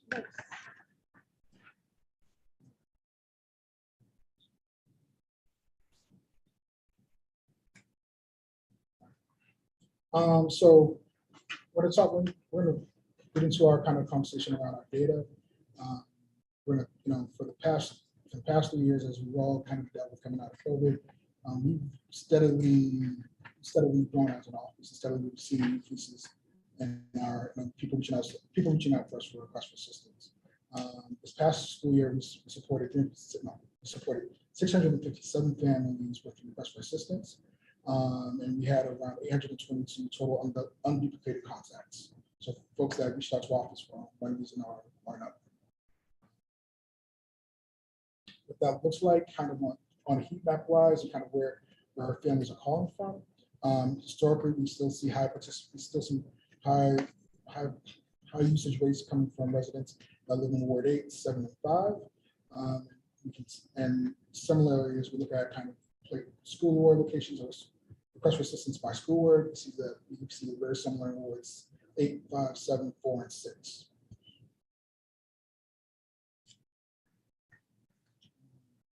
DCPS support is around 64% of our call volume. Around 30% of those calls are from families that are in boundary. Another 30% of that, or a little less than 30% of that, is from folks that are out of boundary, and then 6% are for students attending a selective or wide school. Charters this year ticked up for us to around 28%. Around 28% of our call volume. So part of tonight's conversation, I want to talk about our data. So I want to highlight some of the experience. We're going to highlight some of the experiences of families with students with disabilities are working through, places where we can grow in relation to school climate and culture, and in particular student safety and student behavior support. And lastly, data related to decisions about education policies, and particularly accessing records in COVID-19. So this past year, we were able to gain access to software that allowed us to collect better data about who we were serving and who we were serving, and kind of what they look like. And so what we saw was that slightly over 28% of families connecting with us had a student with a disability, and yes, slightly over 60% of them contact us because of an issue with that student disability. Conversely, 40% of those families had issues that were not related to their student with disability. So we look at that 60% of those calls, it breaks down into around 4 or 5 different buckets. And so the biggest buckets was the students related to individual education plans, around 26%, special education placements, which also includes vocational service, not enough support provided, so families having issues with the quality of the services that they're getting, and transportation as well as evaluation. The past two school years, we've noticed an uptick of families experience vocational service changes, often without input, where the student will go. These families are represented in this data slightly under 18% of calls for students with disabilities. But however, when we look at the data again for students with disabilities, for families that identify students with disabilities, we also see that 15% of those families are 15% of those families are calling around transfer requests. Another 5% of those families are also calling around school choice and my school concerns. Continuously, we're seeing families trying to access their agency related to determining where they wanted to see their child in school. Continuously, we see families having obstacles accessing that, having barriers with that, both going through the process with vocational service, and families that have that and opt out of that process and try to do it through other ways, be it transferring or going to my school.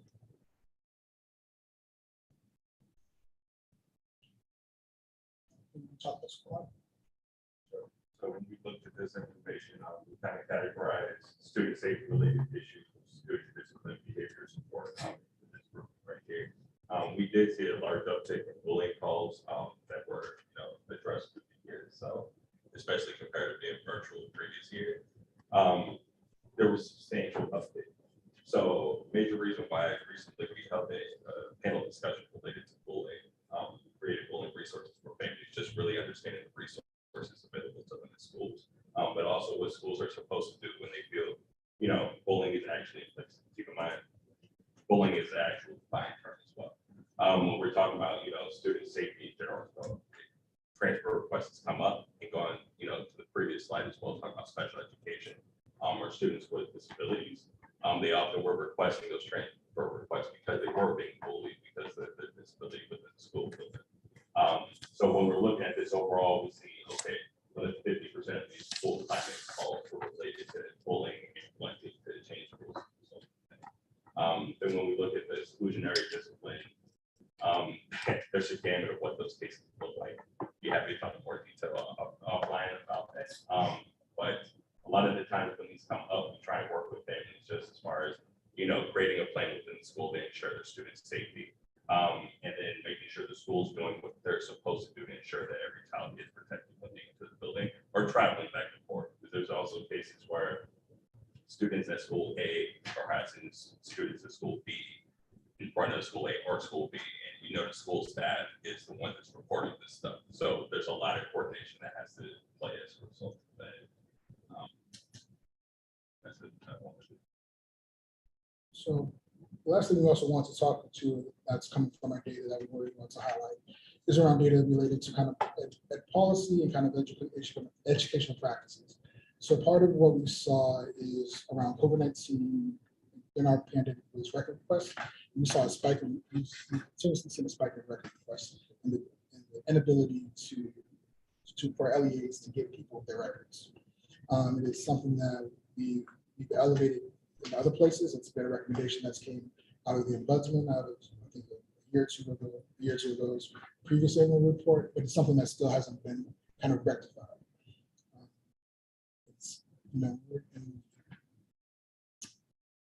I think I'm spending a little bit more time talking about the challenges with the records request because it means so much for families and for those individual people. These are folks that are, have jobs that are losing employment because they're not able to verify their education history. There are folks that are going through trying to qualify for benefits and they just need to make sure their name is spelled correctly because at some point the birth certificate was not spelled correctly or they had a marriage and they had a name change and life is happening now they need benefits and they're unable to qualify. I think it is a low-hanging fruit and kind of the largest scheme of what we're talking about, but it's something that has a huge impact on people's daily ability just to function. When we're talking for folks that are calling us reaching out for assistance, and even as us as folks that can navigate the system are still struggling to get folks records in a timely fashion.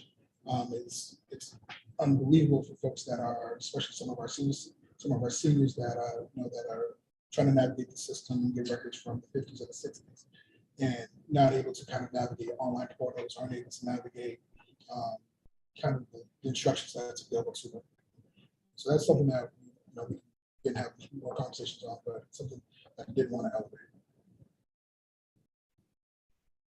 So lastly, talk about our overall outreach engagement. So as we talked a lot earlier around kind of what we did as an office and kind of how we drove our numbers and how we did that.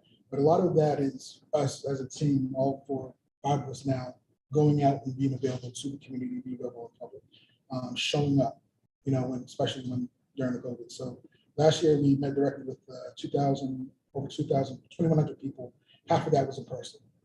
Half of that is us, either hosting events or showing up to people's events or showing up and being accessible. And I think part of the things that we pride ourselves on office is that Monday through Friday, 9 to 5, we answer live. And if we don't answer live, we're going to get a call back probably that same day.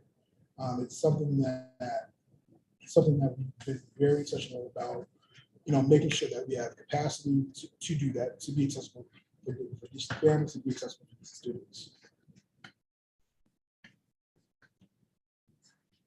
So we're going to talk about our recommendations. So this year, we put forth 5 recommendations in this year's annual report. All are seeking to improve the experiences of students. 4 of which will require resource, and the final will just require intentionality from our LEAs. So our first recommendation is around student safety, safe passage. We really need to scale our Safe Block initiative. Safe Blocks is the program that came out of the BD through the ARPA funds that allows community-based organizations to provide safe passage workers at different schools. Challenges that current funding is only enough to provide safe passage workers in the assigned safe passage work, in the assigned safe passage priority areas, and those workers are assigned to those schools. We have seen the benefit of having folks in the community be part of school communities and help students navigate to and from home, to and from school. It is one of those things that provides a benefit that continuously gives beyond just providing jobs for the folks that are doing the work, beyond just making sure those folks that are doing the work are connected to our students, and make sure as our students are able to get to school safe and reduces kind of those additional barriers that we spoke about earlier. The next recommendation that we have is part of our transition from school resource officers. We're able to do some research and we found that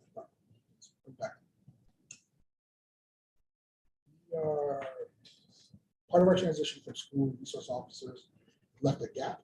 And that gap is falls to our instructional staff, it's fallen to our school principals, it's fallen to folks that have a lot on the plate already. And it's a duty that's not fair for them to necessarily take on. You know, we're asking them to be educators, not public safety professionals. And as we begin to kind of build out our violence intervention strategies, as we begin to build out kind of what's going to replace that, there are other places that we can look that have done this, have gone through this process, and have transition plans in place. One of the things that we located was in Boulder, Colorado, in the Boulder Valley School District. Yes, it is a small school district. It's 30,000 students, 56 schools, but they moved to a safety advocate position. So there are essentially officers that are plainclothes uniform, without weapons, that are in school buildings, that are there to provide connection, that are there to provide restorative practices, that are there to kind of do all of the public safety facing kind of work that we're asking our principals and kind of deans to take on that. Currently, they have 10 safety advocates in Boulder, Colorado that are assigned to the high schools. They work in the high schools and the junior high schools, and it's part of their transitions away from SRO. So it's not necessarily, this is the end of this is their solution for replacing SROs, but it's part of their transition away. So that is kind of where we as a city, we're facing kind of that nexus now. Like we're transitioning away from SROs, but we don't have something ready to replace that. So safety advocates, the Boulder model is a good example of having a transition plan as we build out what comes next.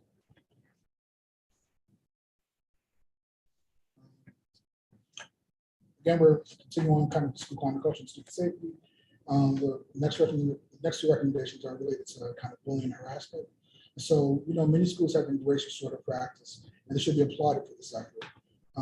Fortunately, not all schools are able to provide the same level of fidelity needed to have a successful outcome for students. We want all students and families to experience a strong restorative practice. Currently, DCPS individual schools budget reflects only 23 full-time restorative practice facilitators. While there are restorative practice facilitators in other schools, more than that 23, but those staff members have other duties as assigned. They're school counselors, they're social workers, they're deans, they're folks that have gone through restorative practice, but that is not their full-time job.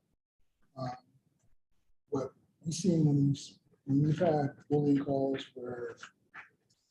harassment calls and requests where it's been not a positive experience for families, and the families are seeking to transfer out or to leave that system, is when are in school buildings that don't have strong restorative practices.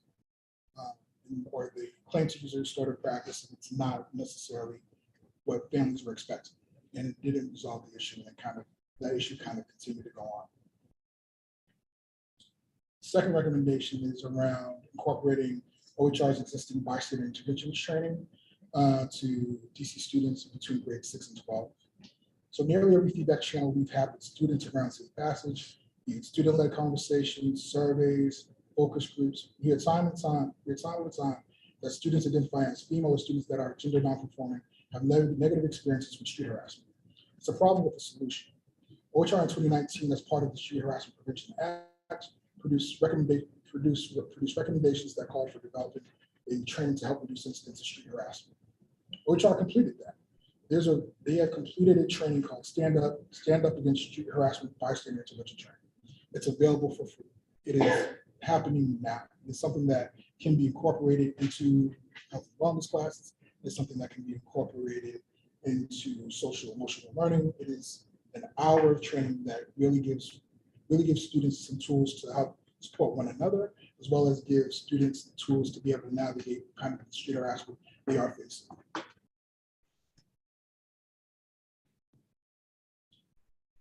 Our last recommendation relates to our English language learner, multilingual language learner for the community. We really need to increase our capacity and accessibility for our students that are English language learners. We have schools that are very good at that have large English language learner population, and they are responsive to them. They're responsive to their school communities. But we are seeing students show up in school buildings that don't necessarily have that experience. Those experiences are truly inequitable, truly a disservice to those students, to those families. We have the capability to provide services because we do it in school buildings where there's large populations. We have the know-how, we have the wherewithal, we have the know-how, we have that skill set. It's really about intentionality. It's really about being able to provide services that are simple as, if we're going to send report cards home, we're going to make sure your report card is going home in the language that you speak at home. You ask that question as soon as students sign up for school, and nearly every LEA, what is your home language? It's a simple thing of being intentional about making sure report cards go home in the language that the parent speaks out.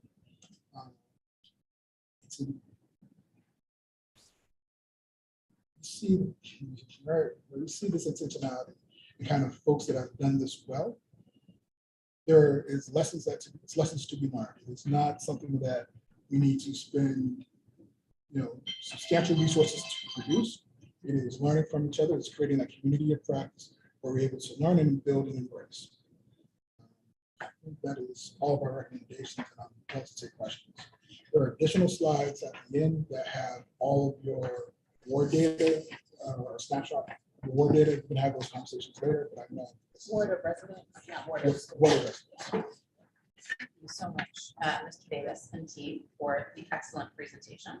I'm going to put same thing we did with the ombudsperson, 10 minutes on the clock for questions. I've got one to start, and then I'm going to come to Dr. Kasoy and then Vice President Thompson. So this is super helpful, and the data is so rich. And one question I have is, when you hear back to back the Office of the Ombudsman and then the Office of the Student Advocate, the special ed calls really stand out, right? That there are a lot of special ed referral calls going to both offices. And now we have the special ed hub. Is there any thought of how we might make sure that families get to the special ed hub as one of the avenues of support? Just because I imagine that the folks who are working there can sort of specialize in the same way that your office has become really specialized around safe passage and transportation, really specialized around ELL supports. Are there thoughts on how you might do that, or is there work already underway that we should be aware of? So our connections with all of our special ed partners, be it Ombudsman, Special Ed Hubs, Children's Law Center, AJE, is to be very intentional about how we connect with those families. And so we do send over referrals, we do send over resources to families. Special Ed Hub is included as part of that resources list for families that may need to seek out additional services. We are, I want to say, probably sending over referrals to Ombuds and Special Ed Hub for support to support those families, as well as connecting those families to their LEAs or whatever. Thank you. Dr. Kasoy? Thanks. I have 4 questions. Okay. First of all, thank you for the intentionality in your office around scaling up your work with language learners and, building capacity in schools for that. So first of all, I'm just wondering if schools can request to join a safe passage corridor or to become part of one, yeah. So they can request, but to be honest, the way Safe Passage Party areas are determined are based upon essentially public safety data. And so the areas that were 7 areas or 8 areas now that are priority areas were determined between MPD data and Metro Transit data. That those were the 2 driving forces, as well as local LEAs kind of willingness to participate. Okay, so, yeah, go. I'm sorry. I know like originally Workforce Committee wasn't involved with that. I know there's communication that we heard from families and whatnot. We're able to make sure like that they're included within the conversation separate from that used to be kind of lumped together.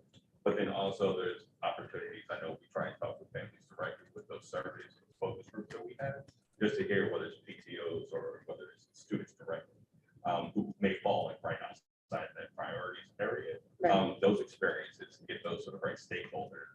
Like this year, they expanded, some of the safe block workers out to Johnson Middle School, a little further out in Memphis High School. So a lot of it is just making sure we're caring for families and concerns that are happening, getting to the right people. So who, like, if, I just think that sometimes, the sketchy place, I don't know how to say it, but like, the danger spreads, right? Or it changes location. And so would families reach out to your office and just share that, or how does it get on the radar? I think they can reach out to our office, but I think that probably the primary decision maker for safe passage workers is the DV office. They're the folks that are funding it and the folks that are housing it. Yeah. Okay. All right. And then the transition from school. Oh, so you were talking about this model, which I appreciated too, just that there's the safety advocate transitional model. Who would be, like, is that something that you're actually saying is something you're advocating for now? This is something that we are advocating for. It's not something that I don't believe is part of the conversation. Okay, right. So, and that would be, again, would that be DME? Which office would that be? That would connect that. That would be, I guess that's not necessarily the DME. That would probably more so be in the mayor and the council making that decision. Okay, thank you. The district it came from, it was funded through the police department. Right. That we got to accept. So they would do, like sorry, I can't hear you that well. In Boulder, is that what they're doing through the police department? So in Boulder, the funds that would have gone to SROs is supporting the safety advocate. Got it. Okay. And similarly with, sorry, I'm just gonna do one more, which is you were recommending using the existing bystander intervention street harassment training. Yes. Would that be schools who would initiate that? Like, who would initiate that training with students? So schools can initiate that. I think the cool thing about the OHR civil intervention training, it's 1 hour. And it's very much skill based. It's an in-person training, it's live, but it's designed to give folks, adults, students, whoever, tools to negotiate street harassment, to negotiate that space in public where something has happened, and either being able to step up and be an advocate for someone else, being able to step up and advocate for yourself. And so I could recommend to my school leaders, like, this is something you can access, just reach out to HR. Okay. So literally it's available now. It is free. Yeah, that's awesome. Thank you. President Thompson, so 3 things. One, could we initiate, like, as a state board member, like, I have represented the soil, like, I could tell my school, but like, let's say I say to principal so, hey, you can do this in real life downtime time, so we can talk about this. But since we're technically DC employees too, like, is that something we could offer or like, or take off their plate in some sense? Or I like, think as long as the school is fine with giving space and access to the students, their trainers are willing to come out to me. interesting. Okay, I'll follow up with you about this. And thank you for the work they did. I think that's awesome. I'm excited about it. Second thing, the safe passage the possibility of a safety advocate. I think this is awesome. I'm excited about this. I know the DMV has been looking for something that does fill that gap we talked about, and we have not had a transition plan. And I know not this school year, but actually last school year, like my SROs disappeared by 50%, and that was really tough. I think my assumption is this is also a conversation that should be had with the Deputy Mayor for Public Safety. And that it's one of the things I like about it being being in MPD is they will have access to the public safety information that school officials don't. Because I've heard from my schools in particular that it was the SRO person who tells them things are bad outside, lock it down.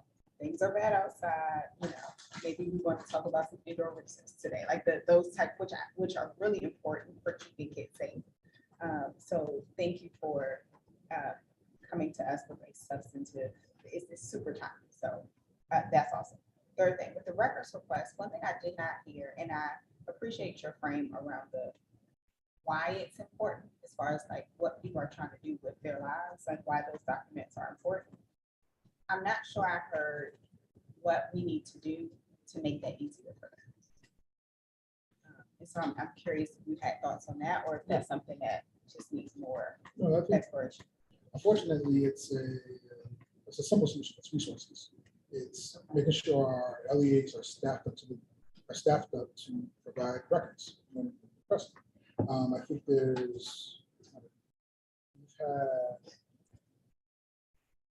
as a system, we've had a lot of changes in schools. And so buildings have gone from being once a charter to now public. Some buildings are closed and reopened.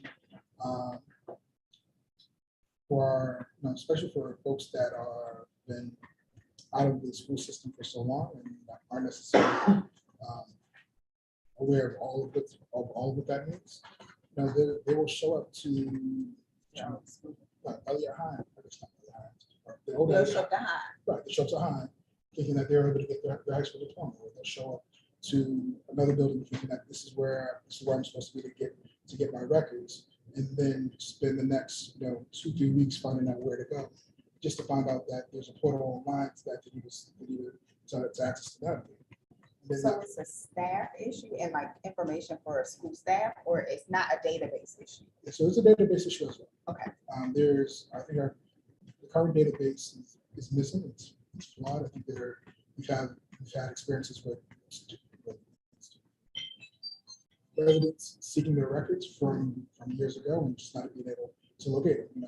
They'll show up with yearbooks. They'll show up with graduation pictures, copies of the graduation program, but without the diploma itself, not being able to get records and then getting a notice that they've never attended school, but there's no record of them. There's no record of them to be found. And unfortunately, it's far too common. Thank you. My mother literally just went through this. She has a nursing degree and she was able to produce that, but her new employer required a high school diploma. Like my high school closed 20 years ago. What would you like me to do? So she literally brought in like her award, and she was lucky that her hospital was willing to waive it because she had a nursing school certificate. But that was exactly the situation that she was in. She went to a Catholic school. It doesn't exist anymore. Yeah. Colleagues, we are at 7 o'clock and we are over our time by roughly half an hour. So I am happy to entertain a few more questions, but it does push us further back in our agenda. We were set to adjourn at 8:30. This will probably put us back to 9. So just keep that in mind as we go to any additional questions. Looks like there's 2 more questions, Dr. O'Leary and Representative Waterford. All right, very quick. You showed the 2 websites that you have. What about the families that don't know how to use a computer? Do you have hard copies for that stuff? So we do produce hard copies for some of our material. Some of our resources are meant to live online, like the dyslexia guide is meant to live online. The Navigator site is also meant to live online. It's online. That's Right. my problem. All right, but I think what we've done though with both the dyslexia resource and the Navigator resource is made it very mobile friendly. So both of those resources, I guess almost all of the resources that we produced this year are thumb technology awesome. So like you can swipe through, it's not PDF. Like if you go on the website now on. Okay, but then you're talking about someone who knows how to do that. A lot of the parents in Ward 4 don't know how to do that. And, you know, their children probably do, but the information never gets there. I'm not trying to be negative. No. I think you're, because we've thought of, that's something actually we've thought about as well. And I think one of the things, in addition to producing some things in person, but for the things that do live online, we've created cool QR codes. So simple as holding your phone up over the picture will bring you to the resource. So just like you go to a restaurant and you ask for a menu, hold it over the thing. But you're still talking about somebody that knows how to do that. That's the thing, like, you don't have to know how to do, you just have to hold your phone over. Yeah, but that means I have to have a phone. That is true. Right. I'm just, you know, I'm a worst case scenario. No, that is true. I think there's some. The other thing is restorative practice. I'm a big restorative practice fan. It worked at Cardozo perfectly. Yep. But a lot of schools don't utilize that as a thing, and it should be mandatory that all schools do. I think restorative practice done well should be mandatory. I think restorative practice with resources and the funding and support to do it is great. Restorative practice, when it's tasked on to someone that has 4 other things going on in the building, doesn't necessarily go well for that student or for that family. But restorative practices, when done well, is amazing. All right. Yeah. Thank you. Representative Watford? Yeah, so I'll try to be quick. So I'm also talking about the SROs, and I apologize if I'm repeating things that were raised either by Emily or Evan Gross. I can hear a lot, but not everything. But my question really is, so my understanding, I think, is these safety officers, the safety advocates that you're talking about, they are not currently funded, official, or in place. Is that right? That's an idea. Right, it's an idea. It's not a program that we Okay. So it sounds like a very good idea. So are you, but the transition is already in process, correct? Correct. And I think the transition is going to continue. So right now there's around 60 or 40 SROs, which means it's probably at any given time 30 or 35 that are actually on schedule on clock. So there's a need to come up with a transition plan before we get to next year when there's 0 SROs. And so this year there's already fewer than last year, and next year there's. It's going to be less. So our second year. So I think there's a lot of interest in that, certainly. So I just would work to be involved. I recommend it to all the people who will be here, and I will be. Also related to that is when I think about 4 years ago, actually, the board dealt with this at the very beginning when it was being talked about. And one of the things that we talked about was the importance of trying to involve where there was an active LSAT or active other parent and staff organization, just so you could really get sort of the full input of how the school operates and so on and so on. So I would urge whatever advocacy you're doing, the next board does to include that as well. No, I think you're absolutely right. I think the safety advocate plan and Boulder was a meeting of the minds of not just kind of public safety and school leaders, but it was their equity team that's for the Boulder Valley School District, parent organization, as well as student organizations that were all at the table that agreed upon. This is going to be our transition plan. Oh, good. Thank you very much. Thank you so much. Thank you. Thank you.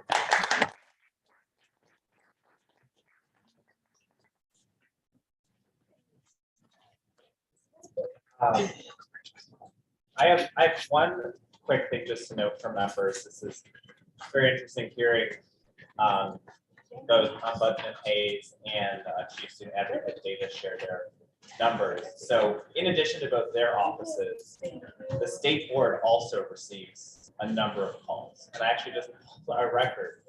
And so to date, just through today, we've received over 1,000 calls. That's our office. Wait, since when? Since January. And that's our office. And so we think about that, and I wrote down the numbers, but the ombudsman had 835 contacts. OSA had 657 contacts.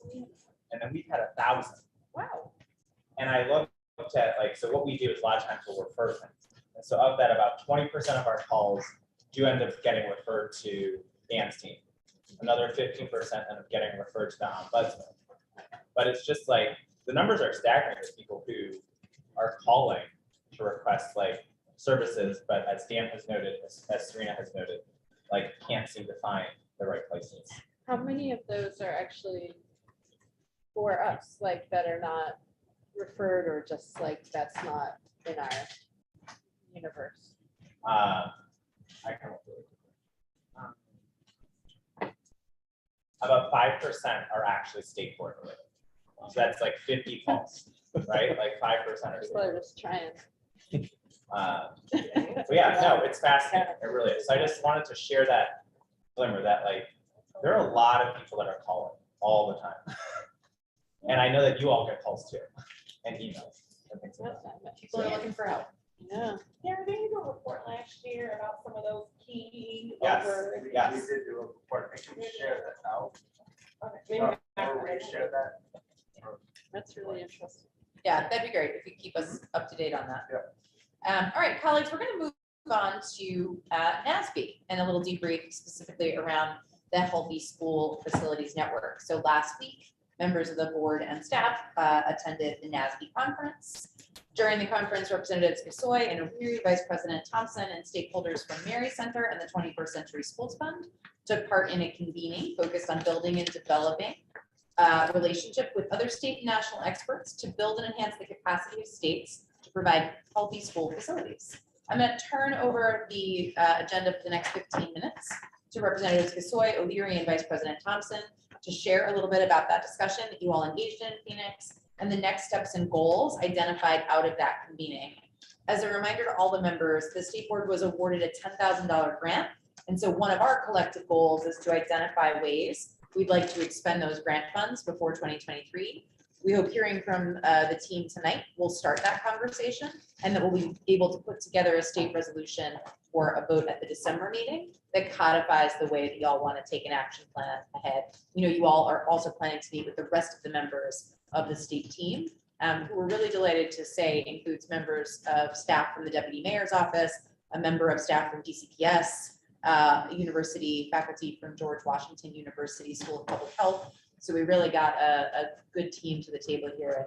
Kudos to Vice President Thompson and Mr. Jew and the staff for working hard to pull that team together. Floor is yours. All right, so I have a confession. I lost my binder, but I'm gonna get all the stuff because no one should let me travel for 2 weeks in a row. So I am going to give my overview of all the good things that happened, just not with my notes, because they're not in front of me. And then, you know, Representatives Gasoy and O'Leary to make sure I'm not leaving anything out. So first, I should preview this by saying we are one of 5, I believe, teams from across the country. I'm going to get all the states wrong, but the other states, I believe, are Guam, well, Territory Guam, Georgia, Indiana, Ohio, and then us. Okay, so that's 5. So those are the 5 across the country. We also, thank you. We also get support from national technical experts in their field around just healthy things. So like we had a report on lead in the water and thinking about that. We heard from people at the CDC. We heard from someone who has the Association of like health professionals. So I'm telling you this because it is going to, we're seeing this as good resources to help us as DC both know like what we should be looking for and setting standards around, but also just like some good like technical support around accessing resources that are already out there that we possibly have not been accessing as a jurisdiction. This is a particularly ripe time because there are so many, not just like federal grants, but other opportunities that states, including DC, can take advantage of with regards to healthy schools. So that's my preview of like why this was a good use of our time. In addition, we had some planning time to think about how we want to use our own time over this 8-month period, so concluding in June of 2023, and what we hope to accomplish. We did set a goal for ourselves, which is essentially we want to explore setting like an expectation or a standard. I think we said standard was the language we use, a standard for healthy, safe, and educationally appropriate school facilities in the district. Why is that our goal? Because currently, we don't have anything that goes across all of our LEAs. Like if we said, what is it that is good for all kids? We couldn't answer that question in DC with regard to facilities. And right now is a particularly good time to do that because we both have the master facilities plan that is about to kick off and the student assignment and boundaries planning, which is going to kick off. In both of those cases, we will look at what is like MFP, master facilities plan, what's in the inventory, things like modernization and the schedule for that. Literally, I think of it as a big book report around like which facilities they have, what condition they're in. Part of judging the condition they're in, and one of our, I guess, like sub goals for this would be to have our definition adopted as part of that MFP plan, so that we're looking at that lens across all of our LEAs. Knowing that currently charters in particular are not required to participate that in the same way as DCPS. So some of this is largely aspirational. Second, with regard to the boundaries and assignment conversation. So of course that governs for the next, pretty much we are now going to do it every 10 years, which is way better than every 40 years. We will be looking at things like what programs are available across the district. So the reason we added, and thank you Representative Besoy for this, educationally appropriate, we're thinking about a school like Bard, who is in the swing space currently, that is actually an elementary school. It's kind of hard to teach chemistry as a graduation requirement if you don't have a chemistry lab, because elementary schools tend not to have those. Or if we think about some of our schools that we hear a lot about vocational or CTE, if it's a Phelps, do they actually have a building that is built for the programs we want to teach? Or if it's like a charter school, like when I think about my own educational experience, many of the years I was at Seed, we were not in a school building at all. Like I was in school as a kid in an office building. I had that experience, which means we didn't have a cafeteria or gym or anything else. We lived at Trinity campus, like all these different places that probably weren't ideal learning environments. And we care a lot as the state board around learning. So we want facilities that encourage learning, and a lot of our work already, even when I think about like the outdoor learning conversations we have, go to appropriate facilities. So that's our goal. We will largely, a couple of things we're probably going to come back to the board for, and tell me if I missed anything. One, we will, of course, want to do like a resolution at some point to say like, here's what we are asking other people to do, and here's what we're going to do for ourselves, right? Two, we do have, I believe it's 3 meetings, that might be wrong, 3 meetings, thank you.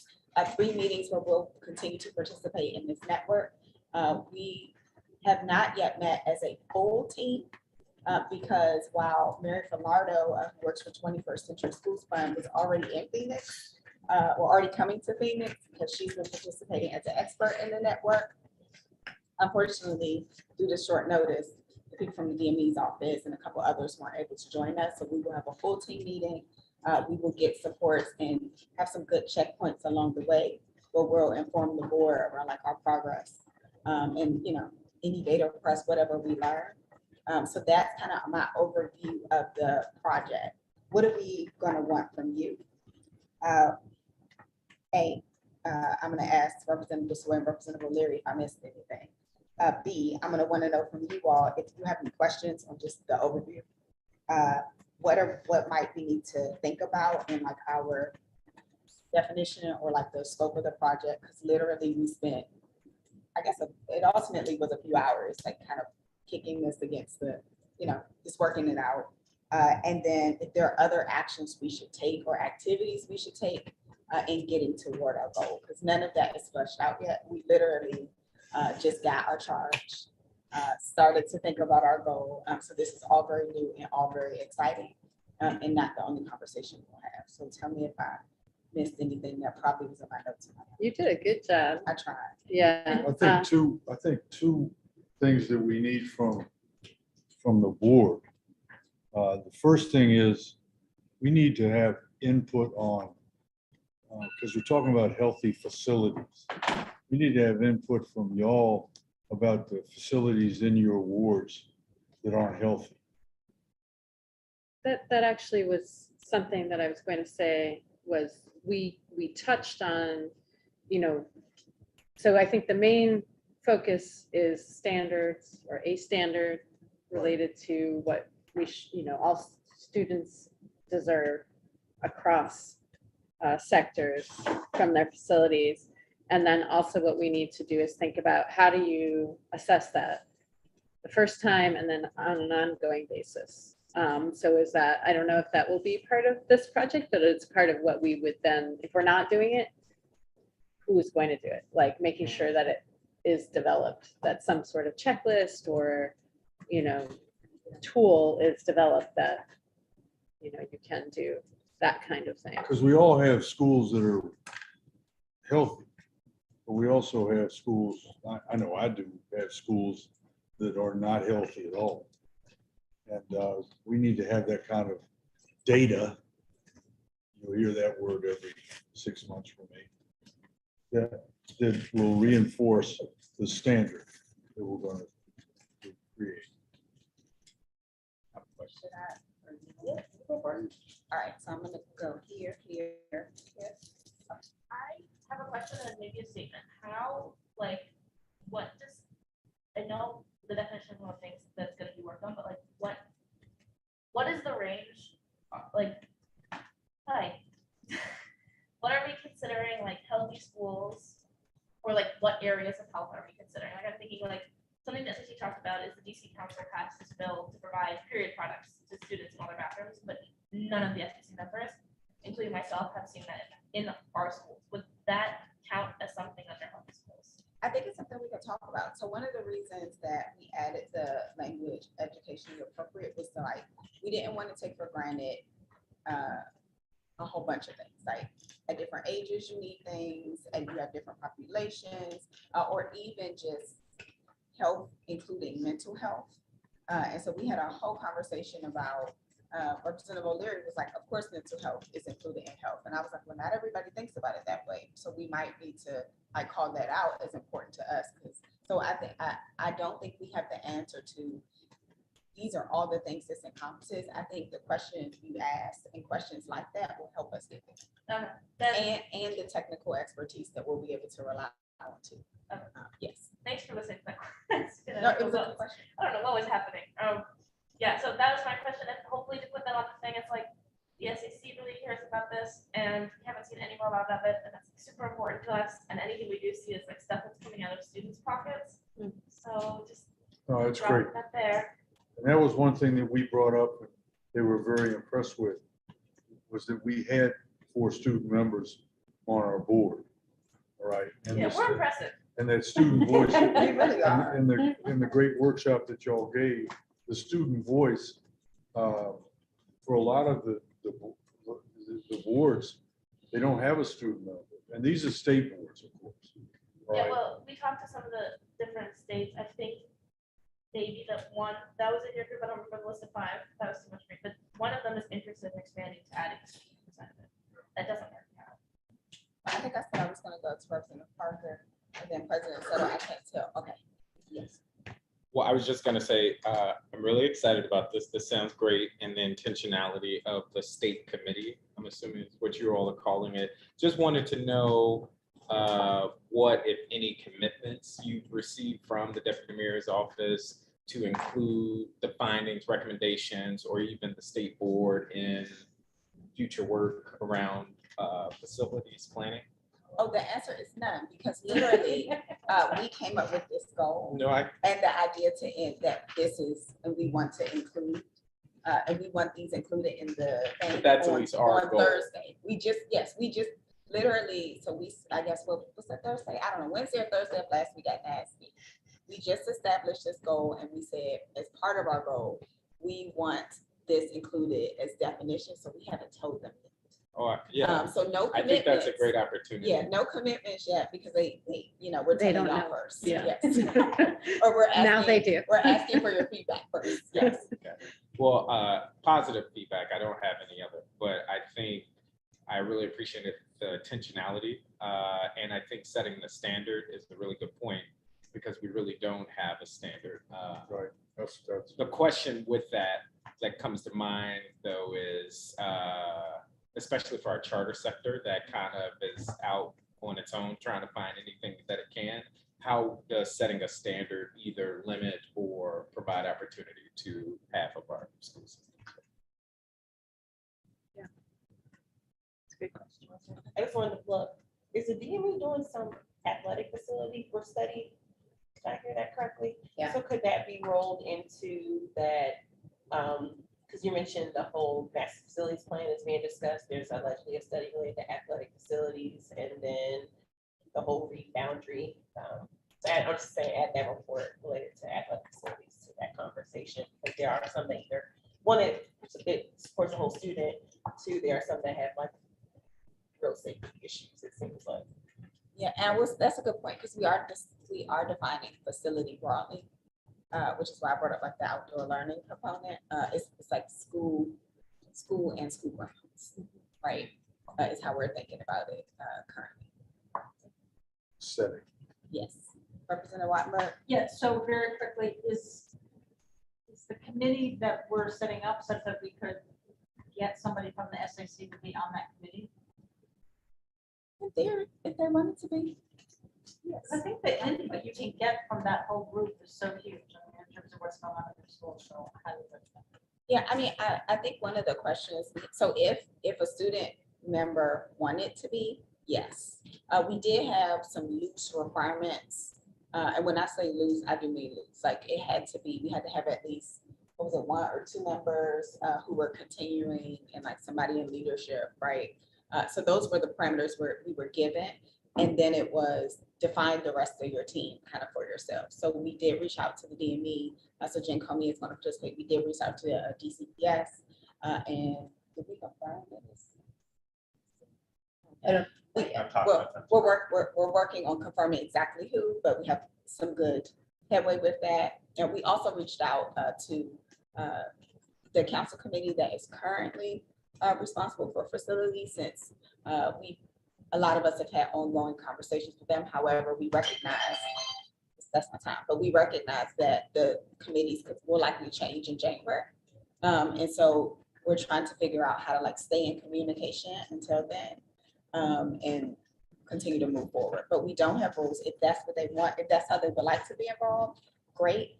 If there are other ways, because I think one of the things we'll probably come back to you all with in December is as we define for ourselves, better define our work plan, what are activities we should be taking, both as far as outreach, setting the standard, other things. So the SAC might have some recommendations around that, how we include students, which we're open to. Yeah, I was gonna add 2 points of input. One was, I like the way you frame that, Representative Sawyer, on the standard and the mode of assessment. And I'd encourage the group, when you get to meet with DME, to ask about how they're going to think about the rubric for the MFP. In past years, so 10, 11 years ago, when I worked at the DME, there was a rubric used for the master facilities plan that year that was based on like an educational needs framework that had a lot to do with like square footage. Right. And thinking Right. more broadly about a rubric and encouraging ways of defining the rubric to be more inclusive of these ideas. I think they subbed the vendor RFP out, so like no decisions have been made. This is a really good time to try to influence that, I think. The second thing is I'm listening and realizing that one of the questions that keeps coming up is about the charters, and we don't have anyone from a charter community on the committee. So it might be worth thinking about either charters with larger real estate portfolios that might make sense to include. And that could be like a large LEA like Friendship, or it could be an LEA like Center City, which isn't very big, but has 6 facilities, all of which they rent. So it also gets at some of the difficulties that they've got with that. So you might think about that. Awesome. Thank you all. thank you all. And I'm really excited this work is going to go ahead. We'll move on to another item for discussion, which is a debrief on the October 19th public meeting, public safety panel that we had. And that was a powerful panel, and the experts who shared their thoughts on public safety in the district gave us a lot to chew on and to think about. I think it's also prescient that we need to talk more about it today, because on Monday night, we lost another young person in the city, a 14-year-old ninth grader from Digital Pioneers Academy. Say this without crying. Shot and killed after already having been shot once at the age of 14 in an earlier incident this fall. So we have a lot to do. We learned about the current state of interagency and community communications and that which is missing, and engagement when it comes to responding to violence.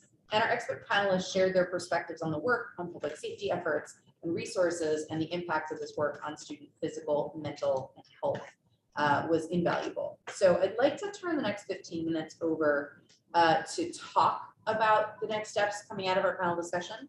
Vice President Thompson, I had you leading this conversation. How do you feel about that? All right, we're going to get through it. So I'm going to turn it to Vice President Thompson to lead us through the discussion. Ideally, given that the Office of the Student Advocate just gave us two, I think, thoughtful and concrete recommendations related to student safety, my hope is that we can come up with a resolution for our November public meeting that codifies some actions we want to take and we want others to take to go ahead and follow up on this issue. One action we might take is simply to say, like, how often will we revisit this issue? Will we have like a quarterly panel or a biannual panel to make sure that the board is staying on top of this issue? Because when I read that in the paper this morning, for me, the fact that a 14-year-old was shot twice in one school year suggests that this is a 5-alarm emergency, and it should be treated as such. So, Vice President Thompson. Yeah, so first, thank you to the board for all of your, like, I feel like we've kind of been on this journey together. I know we started with the, okay, who should we be talking to? How do we define the problem? Thank you for bearing with me in being in the airport and trying to listen in, because I'm particularly attached to this.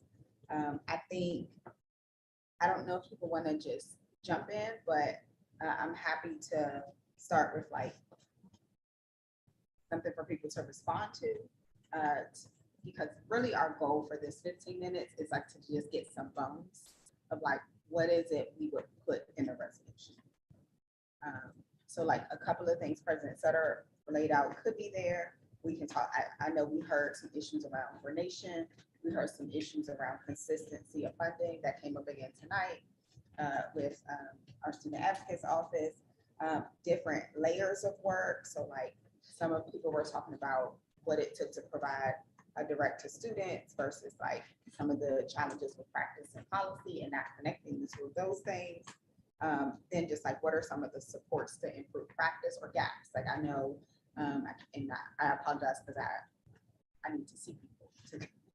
But someone mentioned that for safe passage workers, it would be great if they were trained in violence interrupting. Right, like those types of gaps. So I'm putting all of those just on the table to jog our memories. And maybe we don't need that, but I'm happy to hear from people like initial reactions, what they would like to see, questions we still have. Yes. There's two things that I think I particularly, just don't know where that's left in that panel. So this is gonna sound kind of weird, but one is that you mentioned that violence or safe passage workers are not violence interrupters. And I asked about that, but I'm still kind of, I get why they are not now, but I'm not quite sure why that's not possible for safe passage workers to be trained in violence interruption. I don't think it's necessarily there's a specific barrier, it's just not happening. I think that's really important because if we have safe passage workers out there, they should be also able to do the work of a violence interrupter. And then the other thing is Dan Davis, who's on the panel, right? Yes. Yeah, okay. I'm not, okay. He mentioned that disproportionately people identified as female are affected by instances of like issues in safe passage, but that there are no like specific resources for people in those identity groups, which is something that the SAC talked about last year. And I don't know what specifically that would look like, but if it's clear that the problem is disproportionately affecting female students. I feel like there's something, or we should explore something that addresses that. Those are my 2 initial thoughts. Happy to jump in. My understanding was that the safe passage versus violence interrupter was about contract, and therefore there's just different training. Others can chime in, but even violence interrupters, an Office of Neighborhood Safety and Engagement versus Cure the Streets have different training, and they do different things, and often are not talking to each other. That's just my 2 cents. But I was really, really impressed and moved by Ms. McDaniel, so much so that I followed up after the meeting, and I've since had a conversation. And so I think just as much as the board can incorporate her in future work, I think that's really important for a number of reasons, but mainly because of her role at the Office of Neighborhood Safety and Engagement. And 2 things that stood out as an overarching theme was, 1, a lack of coordination, or to put it more positively, a need for coordination across our many different efforts.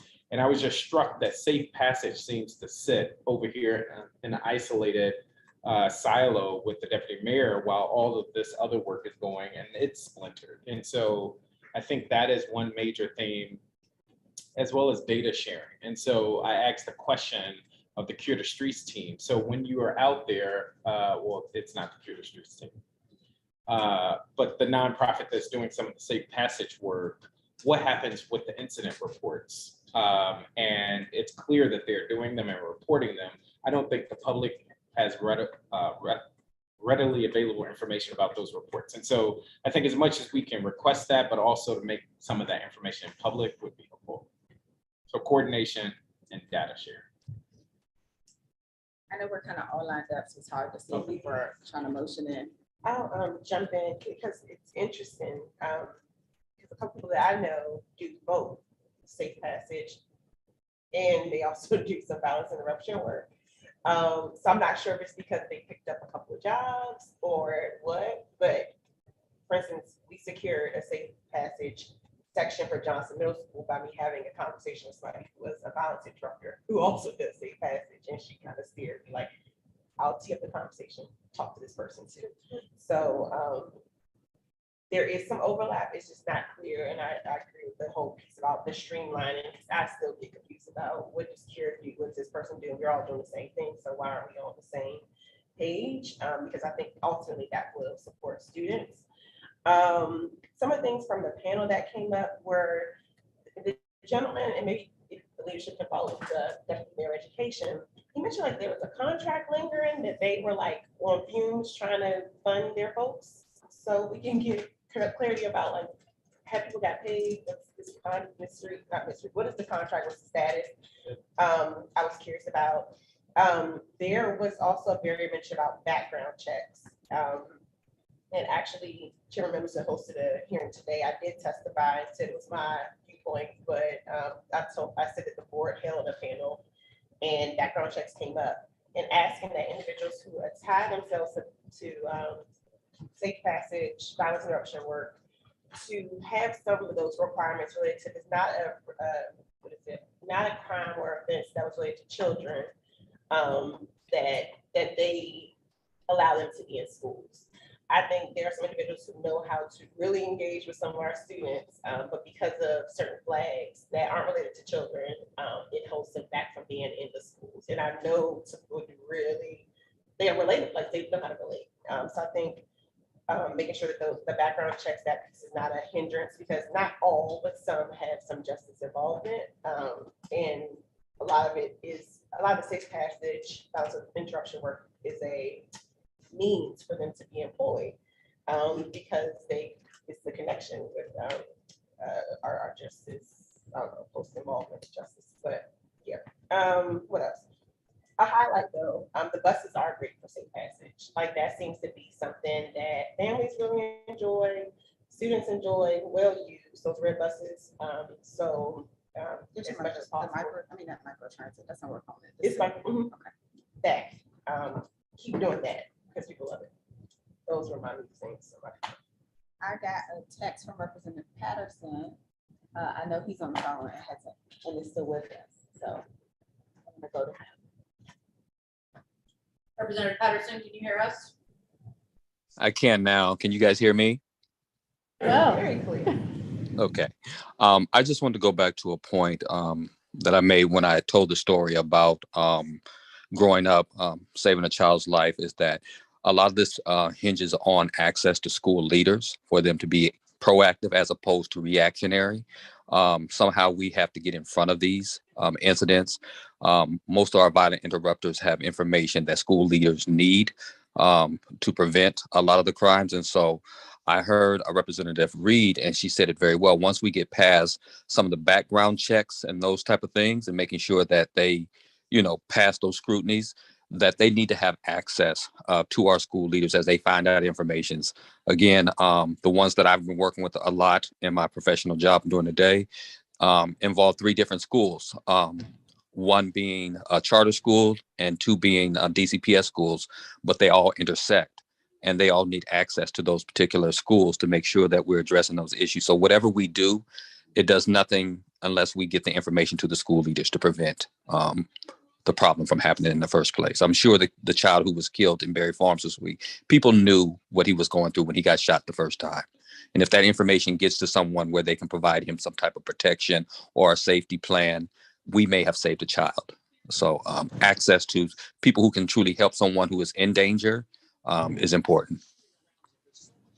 So when you said people knew, one thing that jogged for me, and the reason we invited David Street to the panel to talk about social media is because I think that falls into the category of like, sometimes there's information and people know, and things are happening on social media I've had a lot of stuff in my ward lately that it was not resolved. We, when I say we, I mean the royal we watched it happen on social media.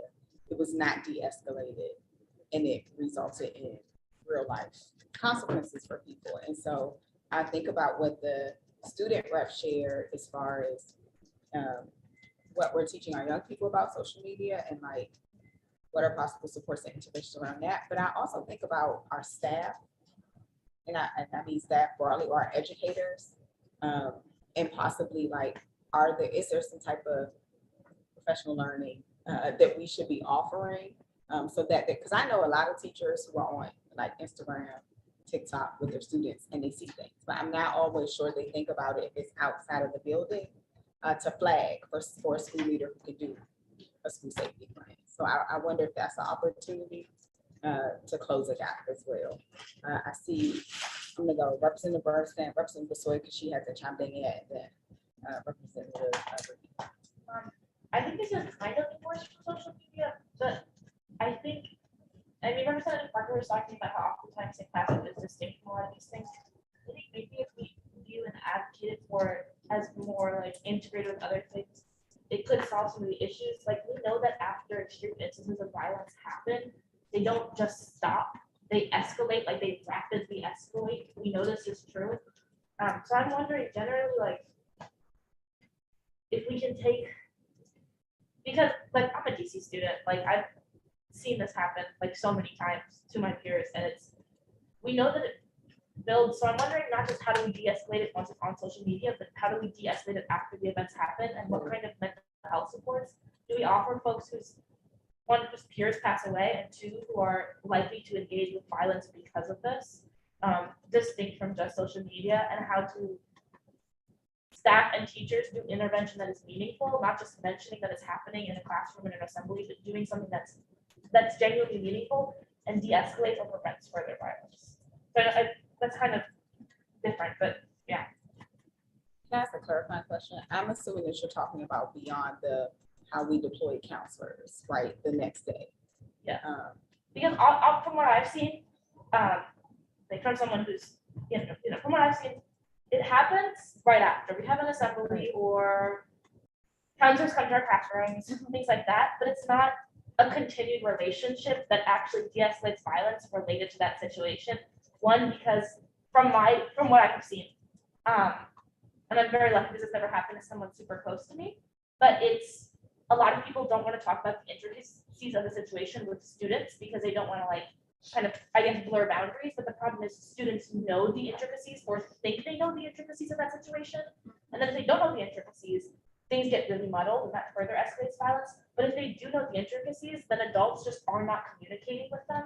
And they are spending time explaining things at a base level that students already know and are not actually engaging with them. So they're not actually able to de-escalate conflict. Like administrators can't say specifically what happened, but when students know specifically what happened, like any support administrators give them is not actually de-escalating that violence or preventing happening.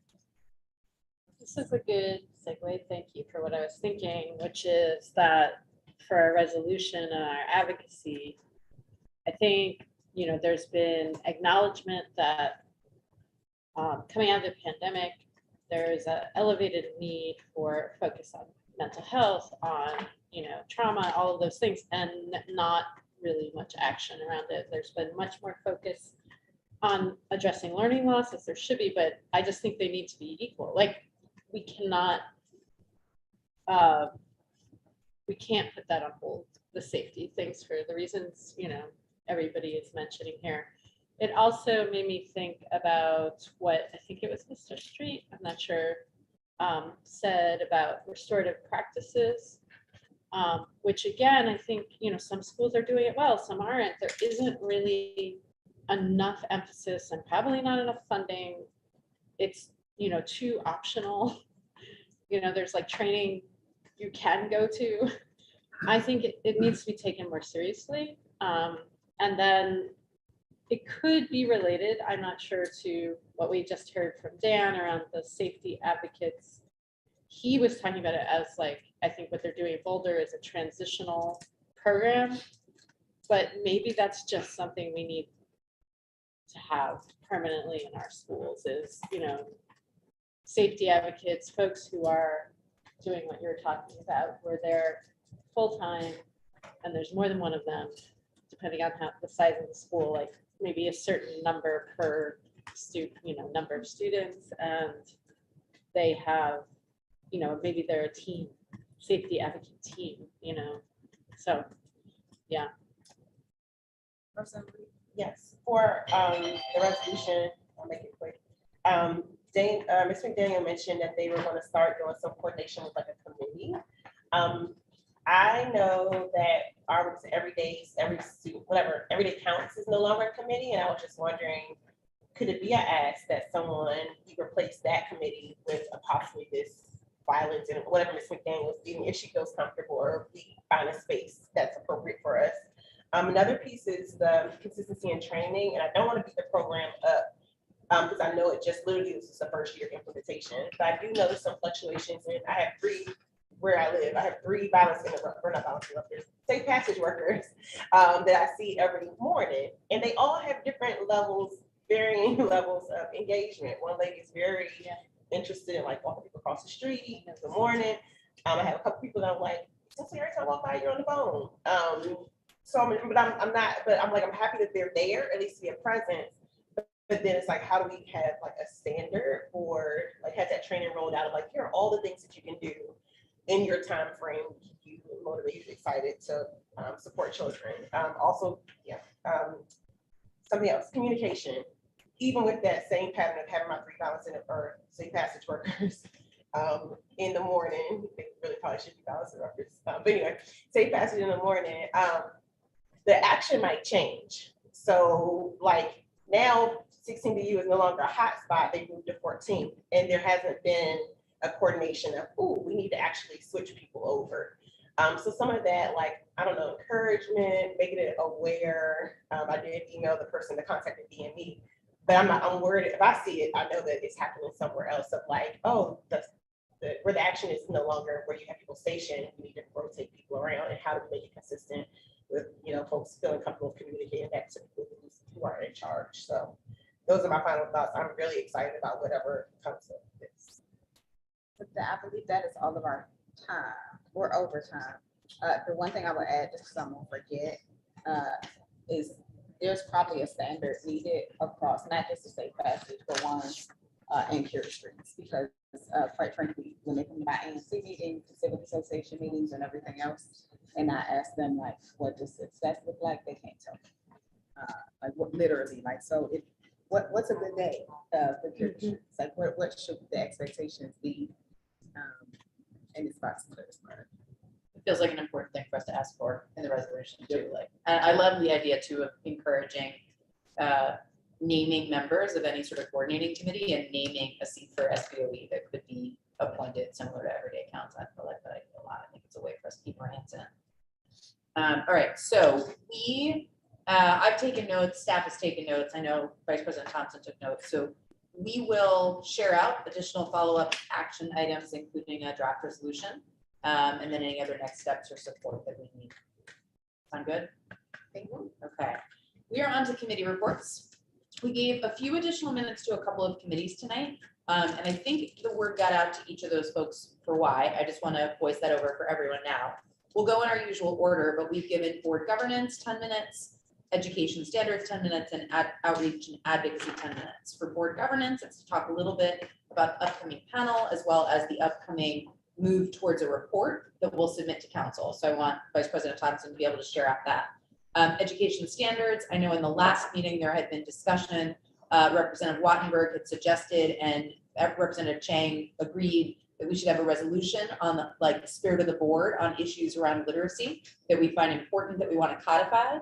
Partly so we put that down in the record and partly so that Representative Chang has that to go into the OSSE Early Literacy Task Force with, to say not just that this is what he cares about, but this is what we as a body care about, and having that documentation will be important. So we want to hear more about that, see if they need any help from us on that. And then outreach and advocacy, Dr. Reed had asked a couple of times, and I appreciate that. We have that great sexual assault roundtable conversation, and we have not done any follow-up from the board on that. So I wanted to give time in that slot for any either ideas from Dr. Reed or questions that she may have from the board on what the board can do next based on what we heard in that discussion. So without further ado, we'll jump in. Student Advisory Committee, the floor is yours. Okay, awesome. So the students, because last month our work session got pushed back to October, we did not have an SAC meeting between last month's working session and this month, or in this working session. I will just give two like general updates that aren't from committee reports. One, just so everyone knows, the Student Advisory Committee is meeting in person from 5 to 6:30 p.m. the second Monday of every month in room 1117, which is just the last room in this hall. We don't have the capacity for virtual attendance at this time. You're more than welcome to come and observe. And obviously, as always, if you ever want to get on the schedule, like for any reason, present a resolution or just generally anything, you can just email the student reps and we'll add to the schedule. We will note though that since we've changed from 2 meetings a month to 1 meeting a month, our schedule is a lot more packed. So if you want to get like, if there's something really pressing, like let us know ASAP, because we don't, we don't reserve spots. We're a little exclusive. And then the other thing is, mentioned a few times last week, China and I presented at the Aurora Institute Symposium on student engagement, and last week as well, Tay and I presented at the NASB annual conference on student engagement, just about different ways states can engage students better and codify student engagement specifically. Yeah, that's all the reports about student advisory committee and student representatives. Awesome. Thank you so much, Representative Bernstein. Any questions for the Student Advisory Committee? All right, we are on to accountability and assessment. Oh, I do have a question. Sure. How many members do you have? Oh, good question, Fraser. So we had 16 people sign up initially. We're doing, this is probably also good to know. We are basically doing anyone who wants to join the SEC to join. We're not doing, you don't have to answer any questions about why you want to join. We're like eliminating basically all barriers to entry, just sign up and show up. So we had about 15 people sign up initially. No, maybe 12. Now we have 17 people who, additional people who have the Google form. So we have about 30 something people who are in the SAC. Obviously not everyone attends every meeting. We have a lot more students showing up. We have a lot of basic kids. So we're trying to, which is great. We love basic kids, the legacy of Alex Sullivan and Teo, whatever. But we are trying to include members from other schools. Can you get a list to us of the schools that don't have a member? I can get you a list of the schools that do have a member. Okay, that's fine. Yes, I can also send everyone the link to sign up. people are welcome to sign up after the beginning of this calendar year, but we're trying to get the majority of new people in before the end of, like, before December, essentially, just to make it easier for our work moving forward. Yeah. Especially before December, because when our holiday party is, and like, the more people, the merrier, whatever. So I will get you a list to sign up. I'm in the process of getting the list together of all the schools, the grades, the wards, and the like contact information, because we have that in kind of 2 separate places. So once I get everything together, I'll send you all a list with the schools and the kind of representation. And last thing I'll mention, someone at the session that Taya and I presented asked about engaging middle school students. So we have a high school student advisory committee. We've thought about that a lot. It's not going to be a joint thing just because we do not have the capacity to do a middle school and high school SAC. But we're considering different ways we can engage younger students. So just to keep that on the forefront of people's minds, if anyone has any suggestions, not now, but just generally, feel free to reach out to us and let us know how you think that might look. Also potentially elementary school stuff, but I testified in front of the board of 5th grade or whatever. My school got me to come. So I know there are kids who are interested in that. We just need to figure out kind of how to make that happen within our capacity. Yeah, it was Casey Boy. The Casey Boy. So many shout outs. You really get them in there. All right, y'all ready? Okay, thank you.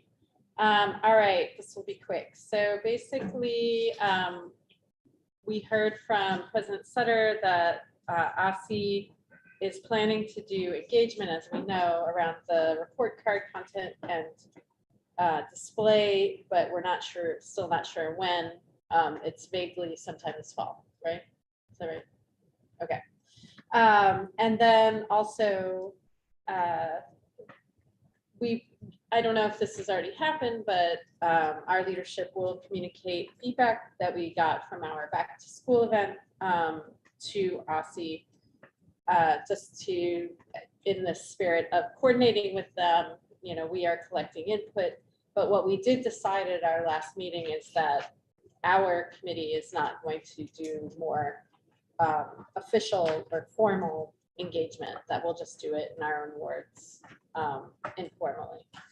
And then we talked about the well-rounded education research plan, and we're leaning towards just tweaking the research RFP that we put out, actually for the standards work, but making it work for the well-rounded education work, research that we're interested in. I did mention that I would speak with Chelsea Coffin from DC Policy Institute, and I did do that. And it turns out that actually they would be following up, coordinating with us. So they're not planning to do big research on this topic, but maybe doing a small study, but it would come after any work that we did. So it was reverse what I thought it would be. So I'll just keep her looped in to our work. She did tell me, just FYI, the big buckets that they're thinking about, and it's very aligned with the focus of most of our committees. And so I just think it would be, it would benefit everyone to coordinate more with them, to build on their work, to, share data and things like that. So that was just interesting to hear. And then finally, we talked about putting together a panel to share information about alternative assessments as we think about making recommendations for alternatives to PARC.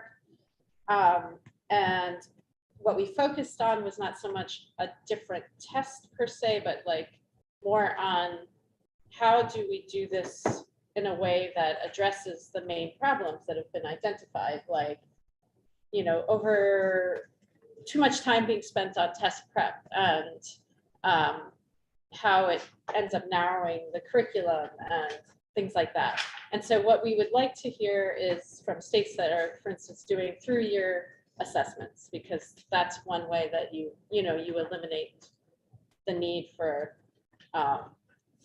ostensibly for that kind of focus on prep and things like that. So anyway, we are working on maybe a panel for one of our public meetings or a webinar and inviting some representatives from states that are doing alternative assessments. I think that's it. Did I forget anything? Just one condition in terms of the panel and the kinds of assessments we want to look into. A lot of it is about the through assessment, but also we talked about that there are states that are setting up assessments that are designed to be as much about the knowledge that you've learned as it is about the comprehension skills. And it's a way of encouraging your schools to focus on the knowledge building. And so I think that was also in the plan. The only thing I would add is that the accountability and assessment committee meeting happened a few days after we had the chance to talk with leadership. So we have not had the chance to go back to OSSE's leadership with that feedback. The other thing on the assessment piece is I know folks had asked about the procurement process for OSSE's assessment, like where they were in procuring a new state assessment, because there had been an open procurement process. It is still an ongoing procurement process. So OSSE was not able to share any of the details with us because it is still actively in procurement. Got it. Thank you.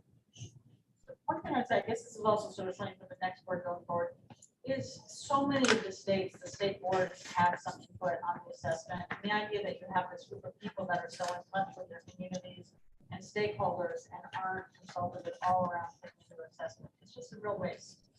So I would just encourage all those going forward to do that. Get also to engage with the board and council to ask for. This person wants a question. Oh, comment. Okay. So my comment. I will say, I said this to Alex. I don't know if I said it to anybody else. I said this to Alex in Phoenix. I sat in the food climate presentation. I would say that is the clearest distillation of our work, that piece of our work that I have heard. So kudos to you all for that. Because it like, granted, the pictures didn't do it justice, but that was actually really strong. And I heard from other NAFC members that they also really appreciate it. So thank you for that. Thank you. Yeah, that was a great presentation. Thank you. All right. We'll end on the high note. Okay, so we're off to the administrative committee. Oh, okay. All right, so a bunch of the admin stuff was captured in the both combination of the ED report out, or the interim ED report out, and the president's report out. Here are the things that were not captured in the that you need to know about. So thing one, we're still working on the space issue. We have made some progress now that we are in the new fiscal year. So we do have a rough timeline, or Serena has a rough timeline for DGS. Right now, we're moving towards the design phase. That should be in November. Construction January, end of August completed. And this is a retrofit of the existing space. To be clear, this is not. Wait, can I clarify? Are you talking about the space downstairs? Yes. Yes. This is not. Yes. Yes. Okay. Sorry. Go This is the forever fight. So yeah, just want to update you all on that, because we are now finally seeing the movement, and thank you to Chairman Nicholson in particular for being a good steward on helping us move that forward. You already know they did their annual presentations, both Dan and Serena. We sat through that. That was awesome. You know about the hiring already. The only other, there are three things. One, I'm going to lean on Alex for a little bit. It's time for us to do staff evals because it's that time of year.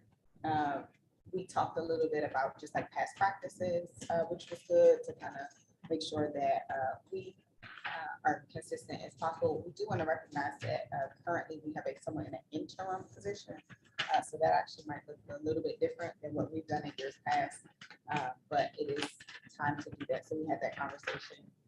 Second, policy fellows, I mentioned to you all last month that we recommended to increase the rate for all policy fellows to $20 per hour to make sure we're competitive with other, just like agency standards across. That has now gone into effect. So all of our fellows are now at a rate of $20 per hour. which is a good thing for a lot of reasons. And then last, we did receive the mayor's budget mark, like literally right before that meeting. So Alex hadn't had time to go into like the nitty gritty of the things, but here are the highlights as we knew then. You can tell me if there's anything that's substantive that has changed since we met, because we met October 12th. So at that point in time, Alex was scheduling a call to walk through with a budget analyst. We did not see any reductions. And this is reflective of our general personnel and non-personnel costs. This is for FY 23 and 24.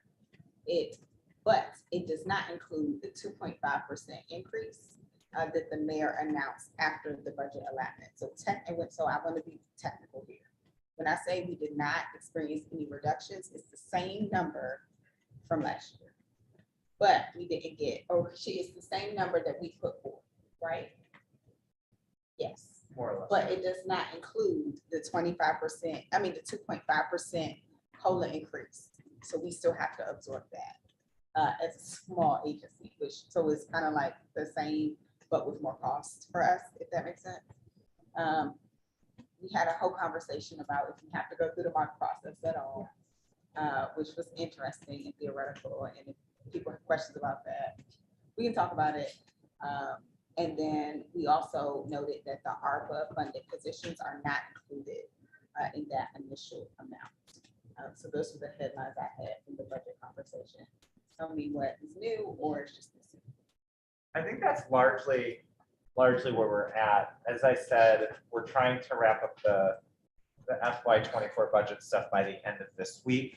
There have been some small complications, largely that the budget office has not appropriately appropriated positions. So for example, like there's an assistant ombudsman that is appropriated to like the OSA office, and there are positions that are not appropriated correctly. And so I'm really working hard with the budget team right now just to make sure that say like, this is how the personnel cost should be across each of our agencies, so that when we're talking about increases or changes to personnel, that we actually know what our FTE counts are, not in the aggregate, but across our 3 staff. And so that's been a uphill battle, and hopefully will be resolved by Friday. One piece of clarification: the state board is always part of the mark process, but we are not subject to the mark reduction process. And that's something I actually was told by the analyst. Like I was like, oh yeah, we don't do the mark thing. He said, no, you go through the mark process, but the state board is not subject to the mark reduction process, which is a good thing for our agency, because the mark reduction process is one that the mayor typically is like, X percentage of your budget is reduced, now figure out how to meet our new mark. One thing that we are trying to do right now is to see if we can meet the mayor's mark or if we're going to exceed it.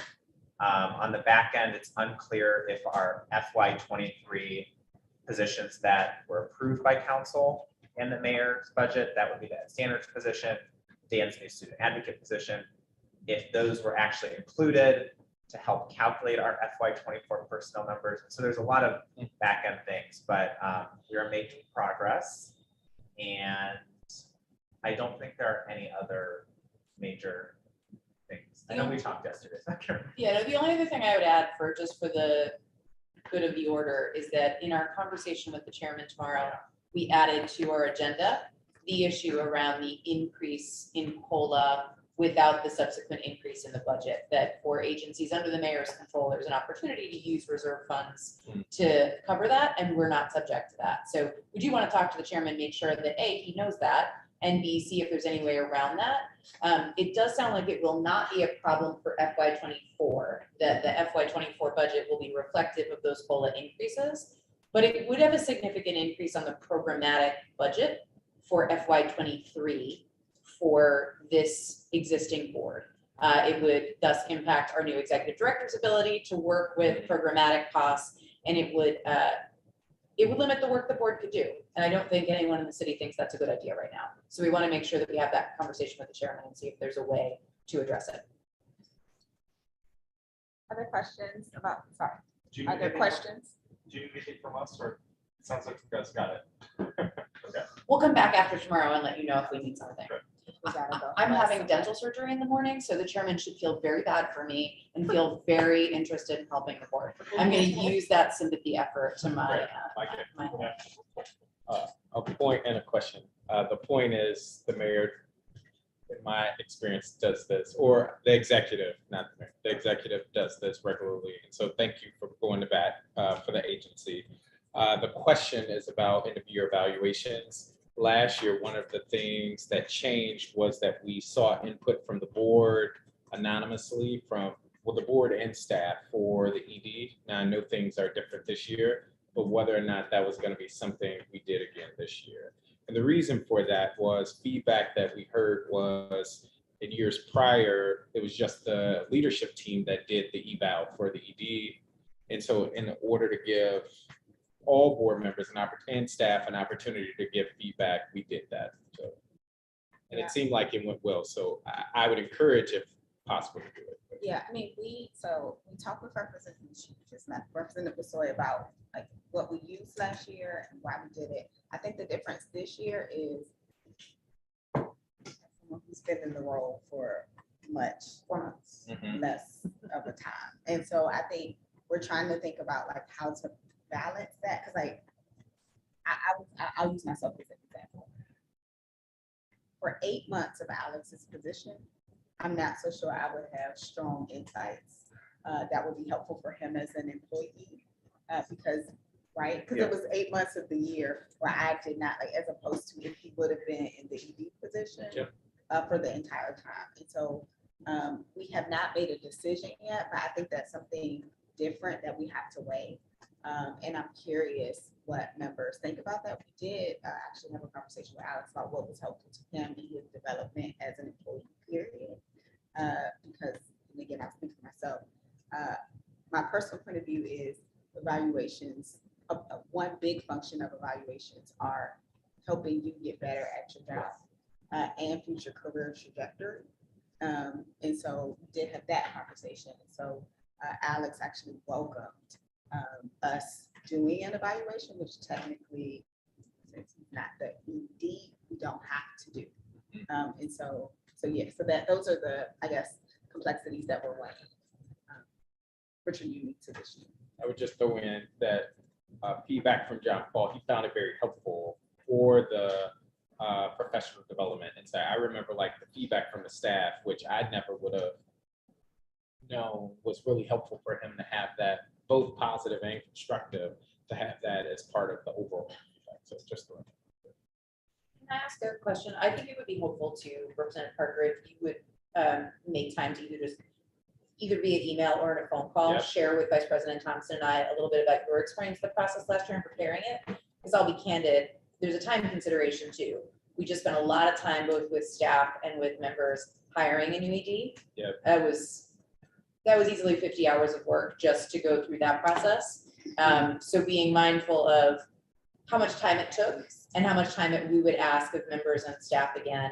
I would keep it simple and just, if we created a Google form and gave people a deadline, give your feedback, and we did not turn over names and feedback directly, we kind of synthesized it. So you still. That's more what I'm asking about the time. Is got it. How much time did that take of yours and Vice President Gassoy's at the time? Got it. Being mindful of how much time we put into the ED hiring process. Yeah, so if you'd be candid with us on that, we'll certainly circle back with the board. Other questions? Going once, going twice. It is time for you to go on to board governance. All right, let's keep it moving. All right, board governance. We moved our meeting because next week. It's kind of hard to have a committee meeting when a bunch of members aren't meetings. So we will actually meet, not today, but tomorrow will be our actual committee meeting, so everybody knows. A couple things that I still want to just put on people's radar to keep the work moving. At our November public meeting, we will have a panel to help frame both the larger questions around just like what we're considering with board governance and get people up to speed on our work, so that way you're not coming into December like, oh, surprise, we have these things we want you to vote on, right? Like, so this is our learning journey together.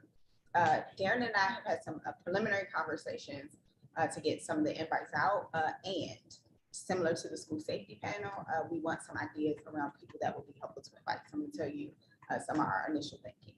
And so, yeah, I'm gonna use the time for that. First, we thought it might be helpful to bring back Dr. Heather Harding, who did the actual para evaluation. She presented to the committee early in the process, and essentially reminded us of, did a great historical overview of why we made the shift or what para was supposed to accomplish.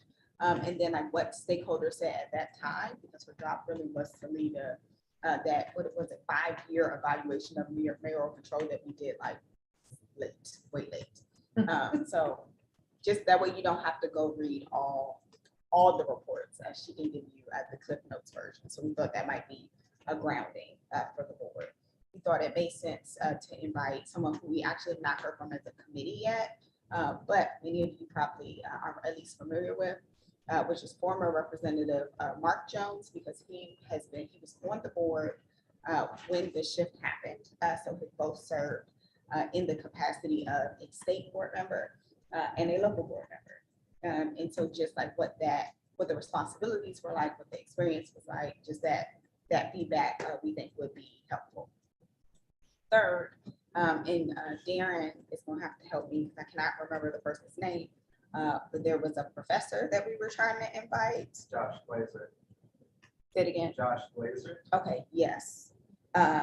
We wanted to invite him to also just give our some broader background on just governance conversations and some of the questions around, democracy. Yeah, no, new to me, clearly. So we can, and so we do want to have, so we want to have some, we didn't want it to be a week before the meeting, we're sending out invitations, and we want to send out a couple. And this is for December. No, this is for November. Got it. November, Okay. so, and so maybe it's helpful to say Are we this. still reaching out to people? Yes, I'm gonna get to that. So people have in their head, what's in my head. November public meeting, we will have an expert panel. We will preview with that, we will share with that panel what we have thus far as the takeaways we've heard both from the survey and the focus group, so they can give us some initial reactions and bring the expertise I'm describing of these particular panelists. But I'm also asking you, are there other, it could be a specific panelist or it could be a type of expertise that would be beneficial to hear from. So we could get those invitations out. The reason we're doing that at the November public meeting is so we can digest that information and then make any adjustments we might need, so we can incorporate them into the recommendations we present to the board. So I'm previewing that for you all, and I'm going to ask, tell me what you think. Okay, so that's the one piece. Second, as far as the board engagement, or what do we call it? Roadshow light. Yes. What we did not have our meeting, but Darren was kind enough to actually turn it into virtual. So we will be sharing those with everyone tomorrow. And our goal is to be able to engage people specifically in 5, 7, or 8. Now, I'm saying that if you are somebody who is going to a meeting and wants to take it on, we'll welcome more feedback. It's not, but we noticed in particular, we needed more voices for 5, 7, and 8. And so this is designed to go to an existing meeting. So, for example, I am going to the Worst Summer Education Council meeting. So I always go, of course, it has a fond place in my heart to do this presentation to get feedback real time. Given that we initially had our committee meeting, said we wanted to do that over, we probably need a 30-day window for meetings. We are extending our window to be able to capture that. So that's still happening. It just was a matter of staff capacity and actualizing the material. So that's happening, and you all as committee members will get the preview of that tomorrow. But it's good. So that was the second thing. Third thing, all of that, as far as feedback we get from the panelists, as far as the expert panel, feedback we get from the roadshow lights, the takeaways we have, like, I guess, refining the takeaways we have from the survey, the focus groups will then go to like the committee to try to start with some draft recommendations so that we can, because we'll be able to have a meeting in November and then, or at the end of, our normally scheduled meeting, so that we can then present drafts to you all at the December working session to get more feedback, and then ideally prepare to vote in the December public meeting. So that's the timeline. If it is helpful to sketch that out, like we can pull it off the work plan, but because I'm pretty sure people don't just like go visit the board governance work plan, right? You don't. I know, I do. But if it's helpful to see that in a way, we can do that too. But that is our order of operations to getting to a recommendation. So that was a lot of a rundown, and it was kind of messy. But questions, comments, and you're welcome also to check in on our committee meeting tomorrow. I'm gonna go here. Yes. Just recommendations for additions to the panel. I would say if we can get anyone from Chicago, New York, and that's the other one. I invited someone I know who's currently on the Chicago board. If you have other people, let me know because I haven't got a confirmation yet. I was just thinking about cities, although Massachusetts broadly, anytime we hear from somebody from Massachusetts, I think that's a good thing. But just localities that have gone through a shift in their board governance, I think could be very insightful, like pros, cons, blind spots to consider. Yes, so I actually issued an invitation today to someone who I know who currently sits on it, because we had a preliminary conversation, and his, what I distinctly remember him saying to me was, don't do it exactly like we did it, and I was like, oh, we can learn from that. So I haven't gotten a confirmation yet. The Chicago board? Yeah, Chicago school board. Got it. Because they didn't have a school board. Got it. No, yeah, I think that would be great and informative. So if you know anybody in Boston or something, let me know because I haven't gotten confirmation. Representative Wattenberg? I think it was clarified. I was just trying to clarify whether those were names that you had come up with or names that had come from the committee, but they're names that you came up with when we talked tomorrow at the committee. Is that right? So these are names that Darren and I came up with. Okay, that's fine. So yeah, because we were like, oh man, we gotta get these invites out. But it seems like some have already been invited. So I don't know if it sounds like there's room to add, but yes, people have been invited already. Do you have recommendations for people to add? When I think about it. I was thinking, you asked about other areas of expertise and knowledge. Did you mention that? I'm interested in the possibilities and like under the constructs, like yes, and the history, but like what are all the possibilities for a state board of education based on hearing, maybe they can help kind of provide some context. Of like how, say more, but I don't want to take it right now. I mean, we are familiar with what we currently can do, which is, approving policies, making recommendations, but I'm sure there are other state boards of education who have a larger scope of work. And I'll be curious to hear, under the context of hearing all this history, et cetera, then look in the context of DC, like what are all our possibilities? So just basically a knowledge base that can say, well, this is what state board of education do. Vice President Thompson, if I may, before the current newest crop of members joined the board, our staff did that. So in our file somewhere, we have on the board governance website. Okay, on the board governance website, there is a chart of what all sorts of other state boards have as powers that we should all be just aware exists, because our staff did a lot of work to pull it together, including like some state boards that have much more control over funding than we do, and some state boards that have control over higher ed, which is not something we use, some that deal with early childhood, which is not something we do. Exactly. So it is a really helpful chart of what other states do that. Also how they're constructed. So I think the other thing that was part of that is like the appointed elected combo. Yeah. Who appoints them, if they're appointed by the governor or. Scratch that person. Can we just add that to the binder for the meeting? Yeah. Thank you. One more comment, just related to that in terms of ideas. I mean, the part of what makes us unique, and I think what's problematic in our governance, is that we're the only place where you have a mayor who's in control of the school district and also control the state education agency. So it raises all these questions about independence and checks and balances. And it would be great to have someone who could talk sort of, as Carlina is saying, sort of different different boards, but talk about that issue and what we lose or perhaps gain from that reality. I think that's actually why Darren recommended the professor he recommended, because they have and you can tell me if I am misremembering or misrepresenting your statements. But essentially, we talked about the fact that he took a class on like governance and democracy, and it was like the history of education. And he was like, this person would be a good person to give an overview on like the fuller picture of what like the things Representative Wattenberg is raising. Is that correct? Yes. I'm also going to reach out to him on any recommendations for speakers, like kind of brief on the topic. Yeah. And specific on this checks and balances.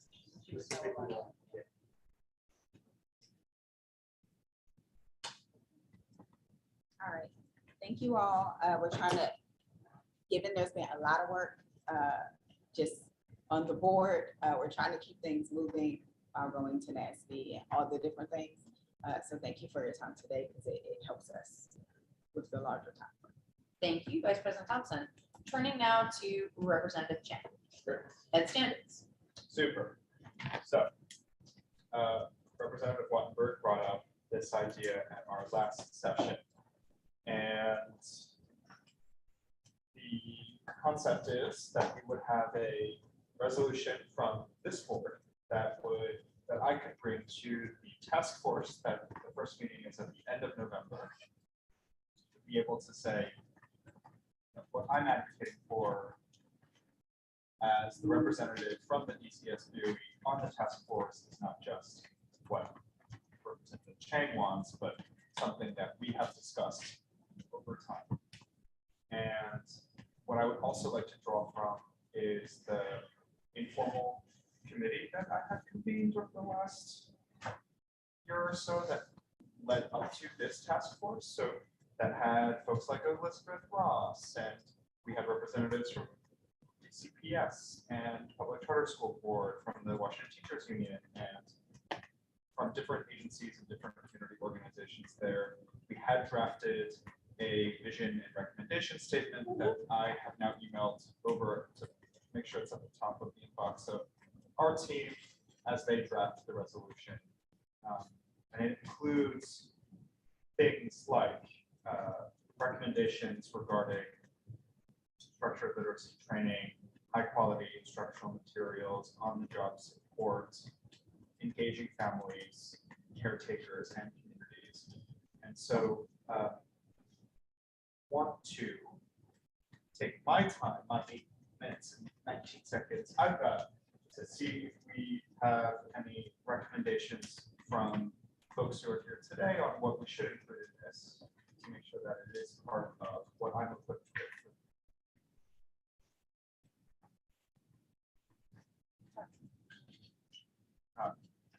So Representative Chang, I had the pleasure of attending, I think at least one of those informal task force meetings. I think, and I think the recommendations that came out of there were really strong. I will tell you that I don't have permanently etched in my brain, other than a really positive impression what they were. It might actually be helpful to just give a voiceover of what those recommendations were for people to respond to, because I know a lot of work went into them and they were strong. So number one was creating a cross-agency committee and formalizing this work so that we could better do what other states and state agencies have done, which is not fund literacy programming ad hoc in a way that's totally disconnected. So there's that. That's one. That was two. There were other things that we didn't get to. Another piece that did come up over and over again was training on structured literacy. So that's something we have talked about over and over again here as well. And then, sorry, go ahead, Dr. Oh, no, and one thing that came up over and over again in this committee and that I know we've talked about too, is making sure that that training is not thought of as a silver bullet, but that it aligns with high quality, that the training aligns with the curriculum, aligns with the assessments, and then aligns with also the preparation that is provided to school leaders. The number of people who have gone through the DC reading clinic and then come to me and said, my principal won't let me use what I learned is also very frustrating. So making sure that all of those aspects are aligned is something that were each separate recommendations from this informal committee's work. And this last piece, because we did have school librarians and public librarians as part of this informal task force, I am not sure that they were invited by us to be a part of this formalized task force, and or that an invitation was extended that was not followed up on, perhaps. So there's something I need to look into there. But this engagement of community-based organizations, families, caretakers, and nonprofits and other players in the work there was a full bucket of recommendations that we made there as well, in how to make sure that they're included in the decision-making process, but also a part of the solution as well, knowing that formal education has students from 9 to 3, and then there's a lot of work that we could be thinking about, all of us, the rest of us, thinking about working on and out of school. One other thing I would add, listening in on the literacy conference the other day that you hosted, facilitated a really great panel on, I thought.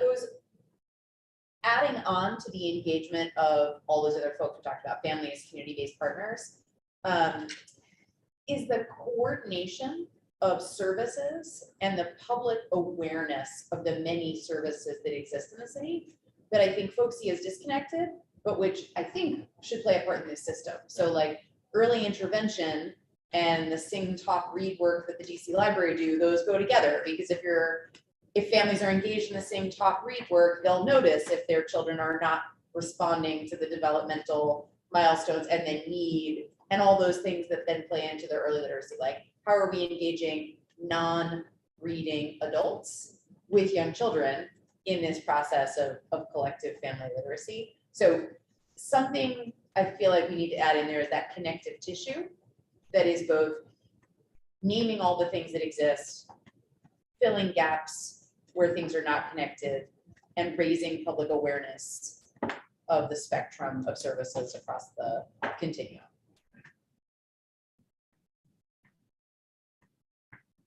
So part of what I think is important is to convey that there's a consensus around how to teach and what to teach. So it's both the structured literacy, that there is really a consensus around it, and also that to teach, to be able to comprehend over time more and more sophisticated materials. Kids really need to be taught the knowledge in their social studies courses and their science courses. And so that piece is really important as well, and to make sure people understand that that's where the comprehension comes from. So I think the idea that there's a consensus as part of the conference, that doesn't exist everywhere. We want to hand that off. It's really important. Everybody doesn't have this. And the second thing that we all talked about is, and I think this is part of what's missing from the OSSI program, is people in schools, whether they've been trained in the Tier 1 training or the Tier 2 training or the Tier 3, there need to be people at the school who are really capable of doing not just the first level screening. That's an issue too, right? Everybody can't do the first level screening, but the second level screening, and then providing the intervention and providing and that kind of resource wise, schools need to be able to provide the intervention at the concentrated level is needed at, which probably isn't 1 hour a week with 4 kids. The Or point I even- want to highlight there for our staff are taking notes, the knowledge side is really, I think the best citation there is added Wexler. Yeah. So, yeah, that is something that I do think that we have talked about. I want to go, I saw Dr. Leary, Dr. Reed's. I just have, when you were talking about librarians, I didn't see it, it was in there, what you were talking about, but I think it needs to be in there. I'm all for that. I mean, is that on your list? It Or is. were you just doing sort of an ad lib? It is on the list. It is on the list, and it's multifaceted. It's both formally in schools, and then also that when we think about non-formal and informal learning opportunities out of schools. My list, and with the same wherever it sticks, I wrote down letters for all, I'm not sure if we call it a specific program in our resolutions, but that. Yeah, like I appreciate the effort in the pilot, but it caused inequity about who can actually write a grant to get that program in school. So yeah, that, expanding that, scale that out. I have teacher prep, and really honing on what our DC colleges and universities are doing to making sure, I know we can't, control who's coming from the outside, but can we at least what our universities are preparing, and then even you can do it too. And then I wrote literacy coaches, something that lingers with me from my day job, pre this Nate before the pandemic started. We were in a meeting and we were looking at scores, and there was a spike in reading, and someone said, what caused that spike there? And they were like, oh, federal funding for, they call it literacy coaches. I'm not saying that is gonna be the magic silver bullet or whatever, but that moment sticks with me because it was literally a beautiful like peak for a few years. And we were like, what caused that? And it just happened to be. So I say federal funding, but DC, what I love, we have autonomy to spend our money or whatever. So, if DC can emulate, somebody in here, that's my points. Great. Just one rant. Yes. We are now funding not only a letters pilot, but a TNT pilot in addition to the DC pilot. It's a similar, they have a similar, it's a separate group that has a similar style. Okay. Like letters. That is doing that instead of just focusing on one thing good and keep that one. So, I think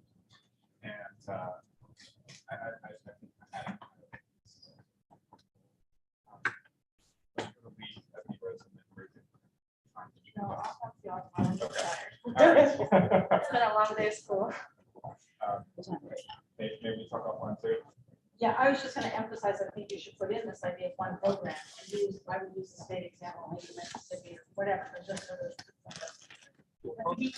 Successful.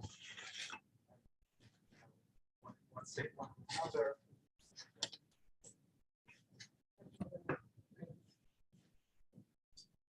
VP, you have a last comment? Yeah, my quick comment, because I'm pretty sure we're over time, is I know there were positions that didn't make it onto the committee, just by virtue of how the legislation got passed. Maybe there's something we want to cite around expected engagement of those constituencies. Yes. By this committee. I really like that. Yeah. That's all. Okay.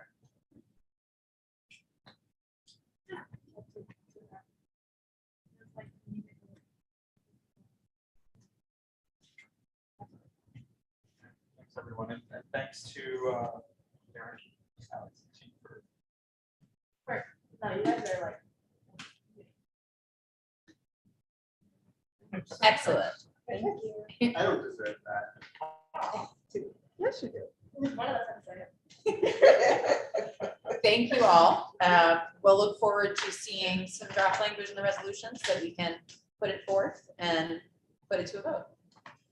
Excellent. All right, advocacy and outreach, Dr. Reed, we got you up next. It looks like sexual assault is the topic. I'm seeing this in 5 minutes.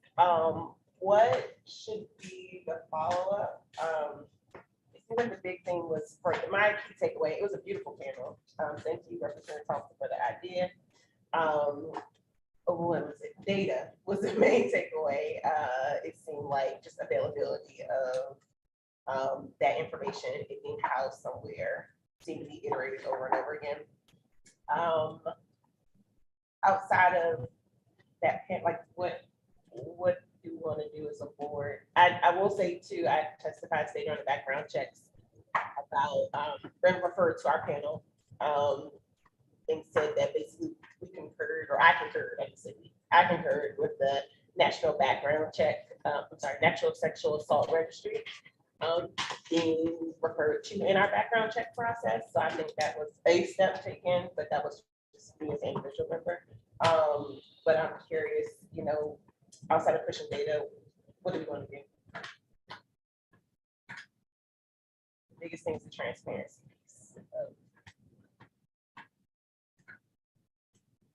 Say transparency. Yeah, like right now, I think there's nowhere to go find. And either an instance was reported, the follow-up, yeah. There's no reporting requirements, right? You have to report it, but like if I wanted to go find out what ABC school did, or you know, around the topic, I can't find that information without contacting 3 different agencies. So one thing occurs to me, and then I'll turn to Vice President Thompson, is that I wonder if there's a play for us on data. You know, something the board has really focused on again and again, and a lot of topics is the need for more data, the need for more transparency. So I can imagine 2 paths that I would think of. One is a resolution that lists out the data we heard from members of the panel, specifically where we know where they're listed, calling for them to be presented publicly in some form or fashion. Where we don't know where they are, a call for them to be location be identified and publicly available, and sort of so on and so forth.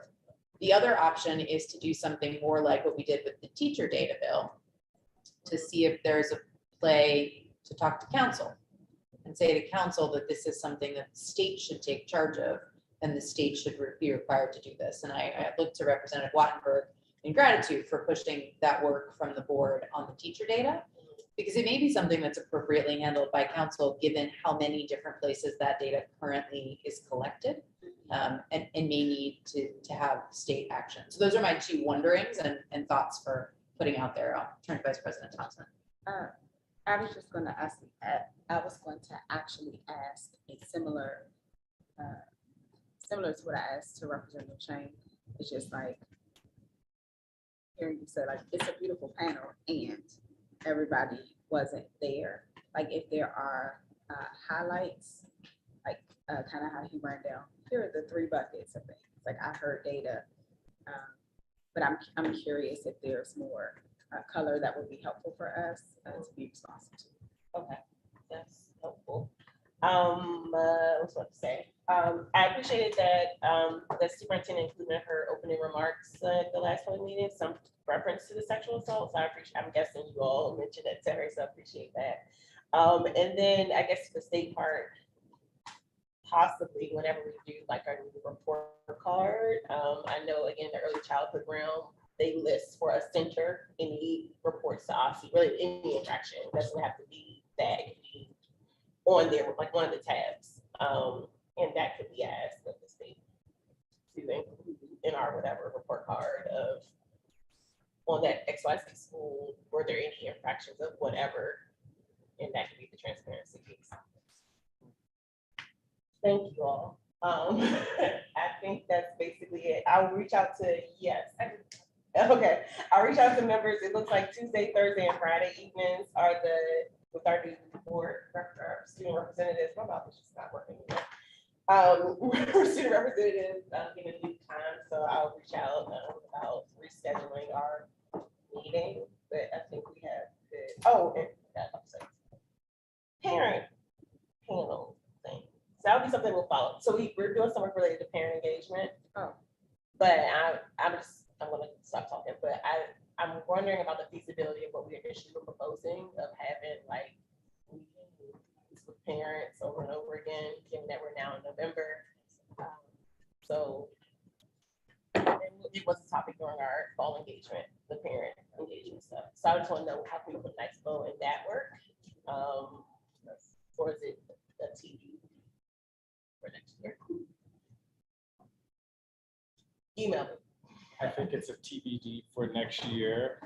When Serena was sharing, I'm trying to remember, it was something that made me think like, oh, that would be great to make a connection to the parent engagement standards. I think it was one of her recommendations was about communicating with parents about something, I forget. But I think similar to what we were talking about, the resolution taking action on Dan's recommendations, perhaps that could be a next step or at least part of that for what Serena shared earlier. It could also be beneficial to make connection to the sexual assault piece so that encouraging schools to clearly communicate their policy around transparency and other things in their parent engagement. Last year was a big flex. You can't as a meeting and as a multiple meeting and presented about sexual assault, right? That maybe January or December be something that someone from the advocacy and outreach committee want to do. Present on the panel and anything you might need from us. Probably before January. So I'll try to do, we say, no, you said January, February. Let's try to. I'd be remiss not to say that I went to a great session during the NASB conference on data privacy. And so it was the data quality campaign sponsored it or led the session. They brought up your work on sexual assault and like privacy around that. They would love to touch base with us on that, so I could loop you in. That'd be helpful. The lady I met at Ward 6 mentioned we can still, there are reporting that you can still do, because a lot of times we say we want to protect the identity of somebody, but there is the Clery Act, which they do in higher education. She was mentioning also you referenced it, but anyway, she was saying you can still do some reporting and protect the student. And so I want to make sure we get the information out there, but are respectful to bodies experiencing. Thank you. Thank you, Dr. Reed. Next up was teacher practice and school support. Dr. O'Leary said he does not have a report out and he had to depart. I did just note to Dr. O'Leary that for those of you who did not stick around till the end of the chairman's hearing on teacher data, when he, and this is worth noting publicly, he recessed the hearing at 8:52 p.m. He did not adjourn it because the chancellor himself did not attend. He had sent a delegation. He sent Dr. Pender, and the chairman was not happy with that.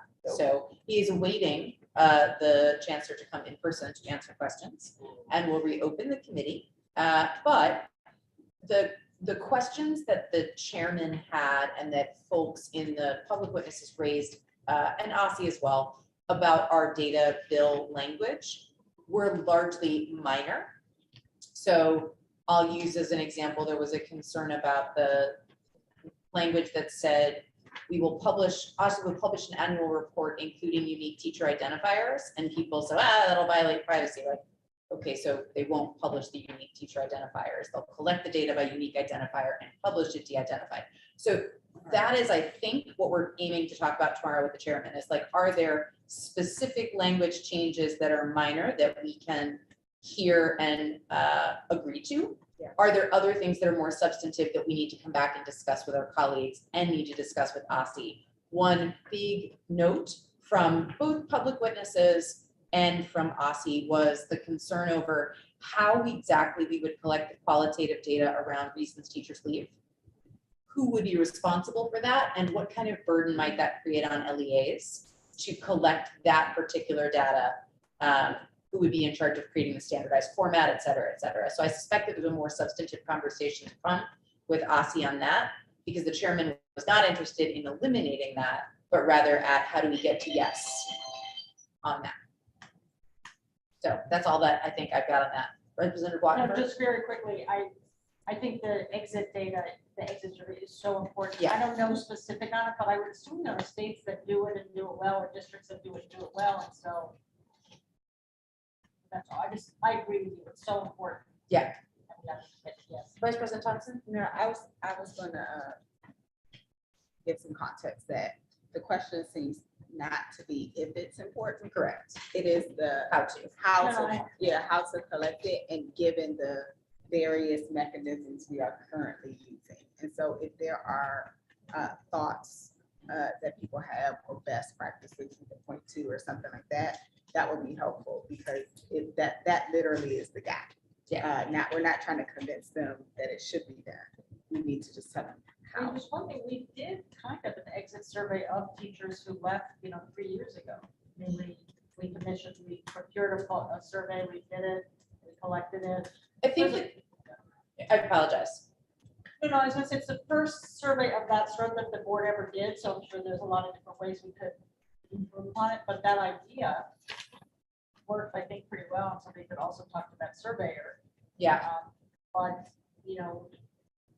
I think I think the question that came up was, if we were doing a survey like that, which was voluntary, right? Some folks chose to participate, others chose not to participate. That's different than if OSSI requires LEAs to collect it. There's a compliance scenario where currently there is not an option, like LEAs don't choose to participate or fail to participate.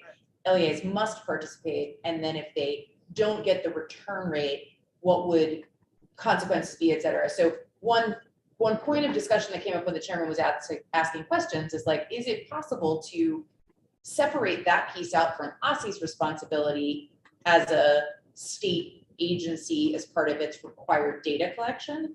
And are there other options? Like, could this be a annual or biannual or triennial survey that is done by some external partner OSSI contracts? That's not I want to let's sort of assuage any concerns from the board. We would not make that commitment to the chairman without having this discussion with our colleagues and more broadly. But I suspect those are the kinds of ideas we'll hear from the chairman, or we'll have to discuss with us and then come back to the board. One other thing, if there's a way to do it, it would be so great if the two agencies could work together on this, and that the report that came out would be from both organizations, and both organizations would agree on what we're gonna ask them, what we're gonna do with it. And then maybe the chairman would open that. It would be a great precedent, and would make for better report. Yeah, I will assure you, I sent an email, I'm happy to forward it to you, to Ms. Ross about an opportunity to sit with OSSI to have this conversation jointly. I haven't yet gotten an answer on that, so I suspect we have to get a joint conversation first before we can agree to a joint report. But I hear you, and our minds are working in the same direction. Sometimes if the council recommends that, We can hope. I want to be mindful of time. I did want to see if there were reports from external committees. Specifically, I wanted to see if Dr. Reed wanted to share anything from the latest research. Yes, I prematurely sent you all a draft, but I think you can start reading it. However, Director Bias mentioned that there is going to be an update to the draft to reflect meaning the RPP's last meeting. So the draft that you have is like the original. But you can start looking it over. You'll see that my sentiment was they really cover everything, but they haven't made a promise that there would be a process for prioritizing priorities. Because my fear was we could, and not just mine, other members too, was that we could literally take any research proposal thrown at us, given the scope of that plan, which you'll see they'll cover everything. So it's in your email boxes, the second email. First one I sent you the wrong attachment. But read over. If you want to send me feedback to me, you can email me or we set time to chat. Thank you, Doctor. Thank you. Any other external committee reports? Yes. Okay. I should probably say, in addition to all the awards we won at NASB and all the marvelous presentations, we actually had to vote on some stuff. So we did, and I'm happy to send along and put in one place, but a couple highlights. So we adopted the committee I sit on, which is the Public Education Positions Committee. Two things. One is just a call out around addressing educator shortages across the country. Representative Wattenberg, I know you asked a question about removing it. I was not crazy. That wasn't a thing. It was purple because it was added language. That was not in there. So Representative Wattenberg asked me, she was like, I think they're removing language around teacher diversity. And I was like, no, actually, I think it's new. And I was not nuts. It is new. That did not exist before. So we added that to the public education positions.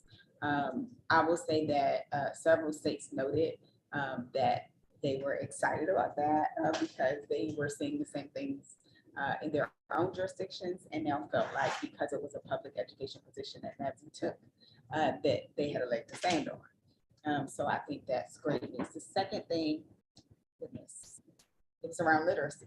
And so just adding, given the conversations around learning acceleration, the changes around conversation around like science of reading as opposed to balanced approaches, the balanced approach we used in the past, those were both adopted by NASB, which is important. The other stuff is way less important. We did vote on like a chair-elect from Arkansas, and I'm gonna be honest, I can't remember her name, and those types of things, but it was like 3 votes we took. That one, people to the nominating committee, the public education positions, which is the committee I sit on, and then finally there was a bylaws change, but it was something like, but I'm happy to put this all in one. Thank you, Vice President Thompson. The NASB Government Affairs Committee meeting was postponed till November 15th after the election. So I don't have any report out from that, but happy to share that at our next meeting. That brings us to new business. Any items of new business? Representative Wattenberg. One very quick, this goes to sort of our effort to, I guess the word we institutionalize things. One of the issues around the OSCE presentation on the community service and the process on that, and it's not new to this situation, it's generally been true. We don't have a good way of, sort of to use the word cadence, where OSCE is going to propose something to us, they bring it to us, and somewhere in there, there's an opportunity for the board, as a board, to solicit and recruit public comment on it. I mean, if we were to do it this time, it would have required delaying another month, as opposed to sort of figuring out how that can be built into it. And I just think it would be terrific just to think of this specific example of the community service, but it's for a lot of them, is how we can play a role in generating a much broader conversation by putting out broad invitations, press releases, social media to invite a lot of people to come and talk about it. And anyway. One question I have just to follow up on that, because I agree with you. I think it's important that when we have these items of policy brought before the board, that there is an opportunity for the public to deeply engage. So they came to us on September and October, and so this is the 3rd time. And I do think each time we did put out press releases that this was coming to us, and we did put out social media statements. I will also acknowledge that just from my own perspective, I feel overwhelmed lately by a lot of things. Like there seems to be a lot going on in the world, a lot of meetings, a lot of requests on time, and I can't possibly engage in it all. So I wonder whether we can do more. And I always assume the answer is yes, we can do more to better engage the public, but also how we deal with the moment in time, which I suspect is a lot of people are feeling burnt out or pulled in many directions. And so in another time, this might rise to the top for many people, whereas now it may rise to a top for a smaller set of people. I'd love to hear your thoughts on that. Vice President Thompson, and then Representative Bernstad, back to Representative Blackburn. Okay, so for the record, I have taken to referring to the state board as a full-time job, and my other job, which pays most of my bills, is a fuller-time job. I go to almost every one of my ANC meetings, and I go to civic association meetings, and I'm in contact with a lot of principals, and I have a lot of schools. And I know for real. And I send a newsletter every single month and put all the board updates in there.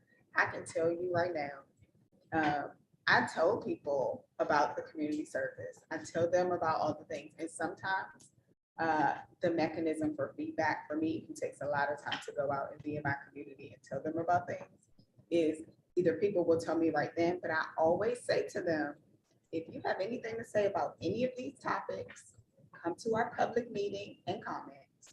And if you have things to say about topics that I did not list, that are not on our purview, because we are the only place you can go show up and testify, unsolicited, just show up and testify. I am worried, I say that not as a like, woe is me for doing those things. I say that because I do think there is a sense of like, sometimes people just want to tell you as a representative. I do wonder if we can do more to encourage people to come to our public meetings as a feedback, like instead of creating another thing. Like I think my assumption is public meetings should be, that comment should inform the decisions we make. I don't know if there are best practices, promising practices, things that other members are doing to encourage people to say like, hey, we're discussing this.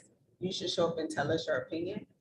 Because literally that could have happened in a perfect world, it could have happened in October, right? It could have happened in September, but we didn't have anyone really show up and talk to us about some of the things we're wrestling with. Not just that they didn't show up and talk about important things, but I do wonder if we can break through that and use that as a vehicle, since we put so much time and energy into it every single month. This is also a plug for us to have a community service person, a community outreach person, which is why we need that enhancement. Because yes, we could do more, but at a certain point with the capacity you have, you can't do more. Because I can't do more than that. And yeah, so that would be my more than 2 cents. Thank you for letting me vent. Representative Bernstein? I'm wondering, like, maybe 2 things I don't know a solution for, and one thing that I think I know, like, the solution for it is, one, the problem is that public meetings are just so time consuming people to testify at, because you come at 5:30, but you just don't know when you're gonna leave.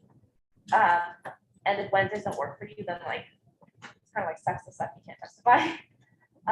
Except if you see the written testimony, which may not be the easiest for everyone to do, or may not be as effective. I know it's easier for me to hear people talk.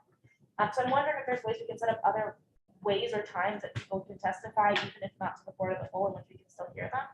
The other thing, and I know we were talking about this, like, mentioned it before we went back in person to public meetings, but like, is this really the most accessible location people get to? Like, absolutely not.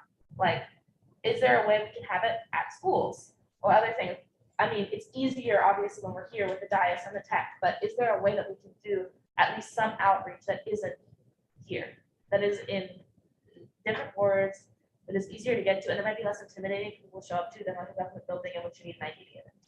Yep, I mean, I think this is something the board has considered before, and I think it's something we should continue to consider. I think the new established board will have a lot to discuss in this realm.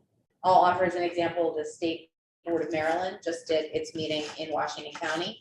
For those of you not familiar with the state of Maryland, Washington County is all the way out the end of the arm, out towards West Virginia. And so it was an effort on the part of the state board to make sure that they reached the different parts of their state. The board typically assembles in Annapolis in the center of the state. So I think we have a much smaller jurisdiction, but I think we have different bureaucracy to deal with around cable television, et cetera. So I think it's a great suggestion, and one I hope the board continues to wrestle with, because I think doing it at a high school in each ward, 8 meetings a year there and 4 on the dais is not a bad deal.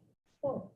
So yes, I think we can explore a lot of things, and it is not lost on me that even with the hybrid option, people did not show up and talk about the things we talked about in our working session.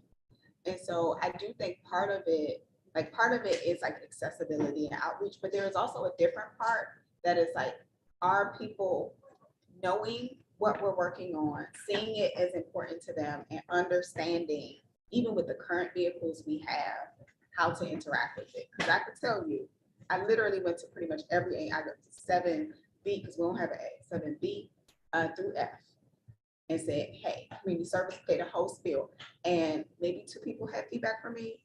Everybody else was like, man. So it wouldn't have mattered where I put the meeting, right? Like, so there is something about the communication and like the making it real for people that doesn't change no matter where the location is. And so it's, to me, it's and both. It's not one or the other. Representative Walker. Yeah, I totally agree with what Vice President Thompson is saying. That's what I was trying to say. The point isn't let's do more social media, let's do more this, let's do more that. The point is to use the media, the communications to let people know that we have a meeting coming up and here's an issue and we'd love to hear from you about it. So I'm in total agreement with you that it's, the meeting is sort of a vehicle to hear from people. And part of it is to get people in the habit of coming to it and for us to get in the habit of telling people on some of these specifics, we want to hear from you. And just one other thing on this, which I haven't really thought of before, is there was a sort of pre-pandemic part of what we had done a few times was we did sort of a big open meeting around coming to testify about the ESSA plan and the report card. The first time around, we did something that was very deliberate around getting people to come and talk about the pandemic. Then there was something, oh, and I guess on teacher turnover, sort of way back when we were in the warehouse. And I think what we were, part of it was to be intentional, but also I think part of what happened at that time was people started to get in the habit of it, and we were really raising our numbers, and then we had the pandemic. So in a way, I'm just sort of bringing back something that, you know, the pandemic roughs every, you know, messes up building cultures, and I think that's something that got lost. So, any other items of new business? Last one. It's just a local thing that I'd love to tee up for later is Library of Congress had a board meeting today, and they want to do more with local work, and they're starting to do literacy space. They want feedback from local students on how to act. And tomorrow is the 125th anniversary of the Jefferson building, so they have a party from 5 to 9.